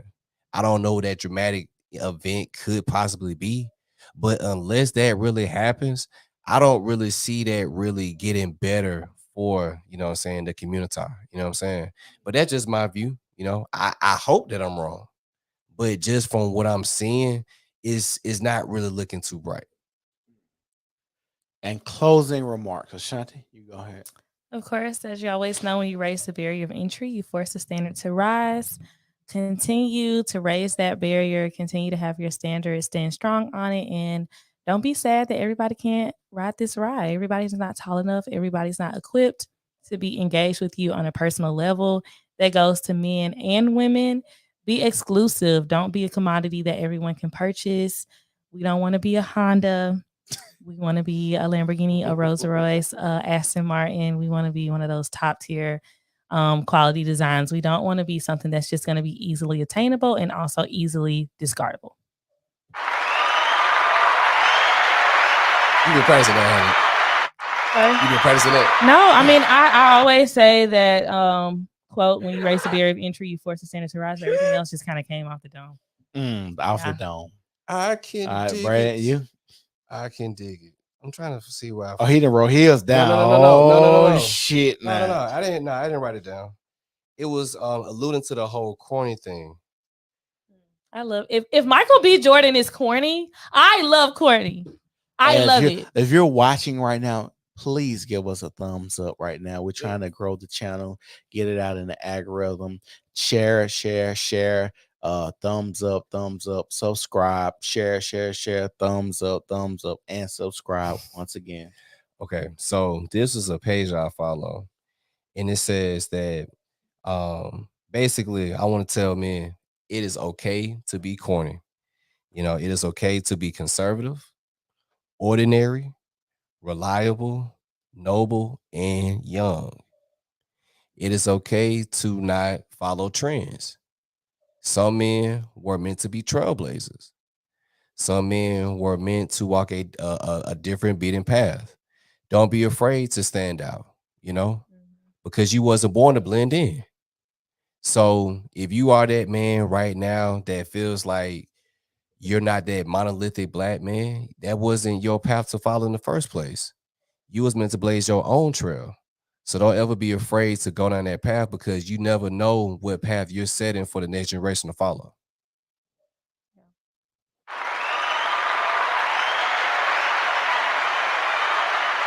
And I want to tell everybody thank you for tuning in. We had another great chop up today. In the comment section, y'all tell me what y'all think about the black community. Is there hope? Is it no hope? Is it ways to we can fix some things? Is it some things that you think you could implement to make it better? Where should we go from here on out? I want to tell everybody that it's okay, like Brad said, to blaze your own trail, to be different, to not think like the masses, to be your own man or woman, to think outside of the box, to be your own person, to be in your own comfort zone. And don't be worried about people judging you because people are going to judge you forever until the day that you die. And probably after you die, people are always going to have something to say. I just want you to know that this is the New Normal Podcast. We love you guys. We're going to have topics like this. The next topic we have is a fuck buddy topic. Friends with benefits. We're gonna talk about that. Okay. And y'all should tune in. If y'all free next Friday, Now I'll be out I of can town. check my schedule. I know I'll be out of town. Oh no, Okay. I got a birthday party. So they ain't gonna do. I'm gonna say this topic for y'all. I think y'all will be good on this topic. Okay. But we're gonna do the friends with benefits. I got like 25 questions I've wrote down on friends with benefits. We need to talk about this and how it benefits, who it benefits, why do people participate in it? Do friends with benefits is friends with benefits a relationship? Why do women say they don't even come that much, but still participate in something like this? Why do women want to have friends with benefits and could get pregnant? Like, I got so many questions to ask about friends with benefits and why people participate in it. Let's aim for 2 Fridays from now. If your schedule is that open and You don't want to commit yet. I will. No, it's cool. It's cool. I That's can't. one thing. That's one thing I like about Ashanta, because if she ain't coming, she just tell me no. Like some people like, well, let me check my schedule, but I understand, so I appreciate that. I will look because Okay. I'm in my season right now, so I'm in my bag. So. She a hot girl. No, I'm not. No, I'm not. Hey, yeah, I'm not a hot girl. I hit Ashanti up, and she's like, I gotta attend to all my booze this weekend. I was like, really? I gotta attend to all my booze. Oh my like, gosh. okay. Whatever. So, it's a normal podcast, and we gone.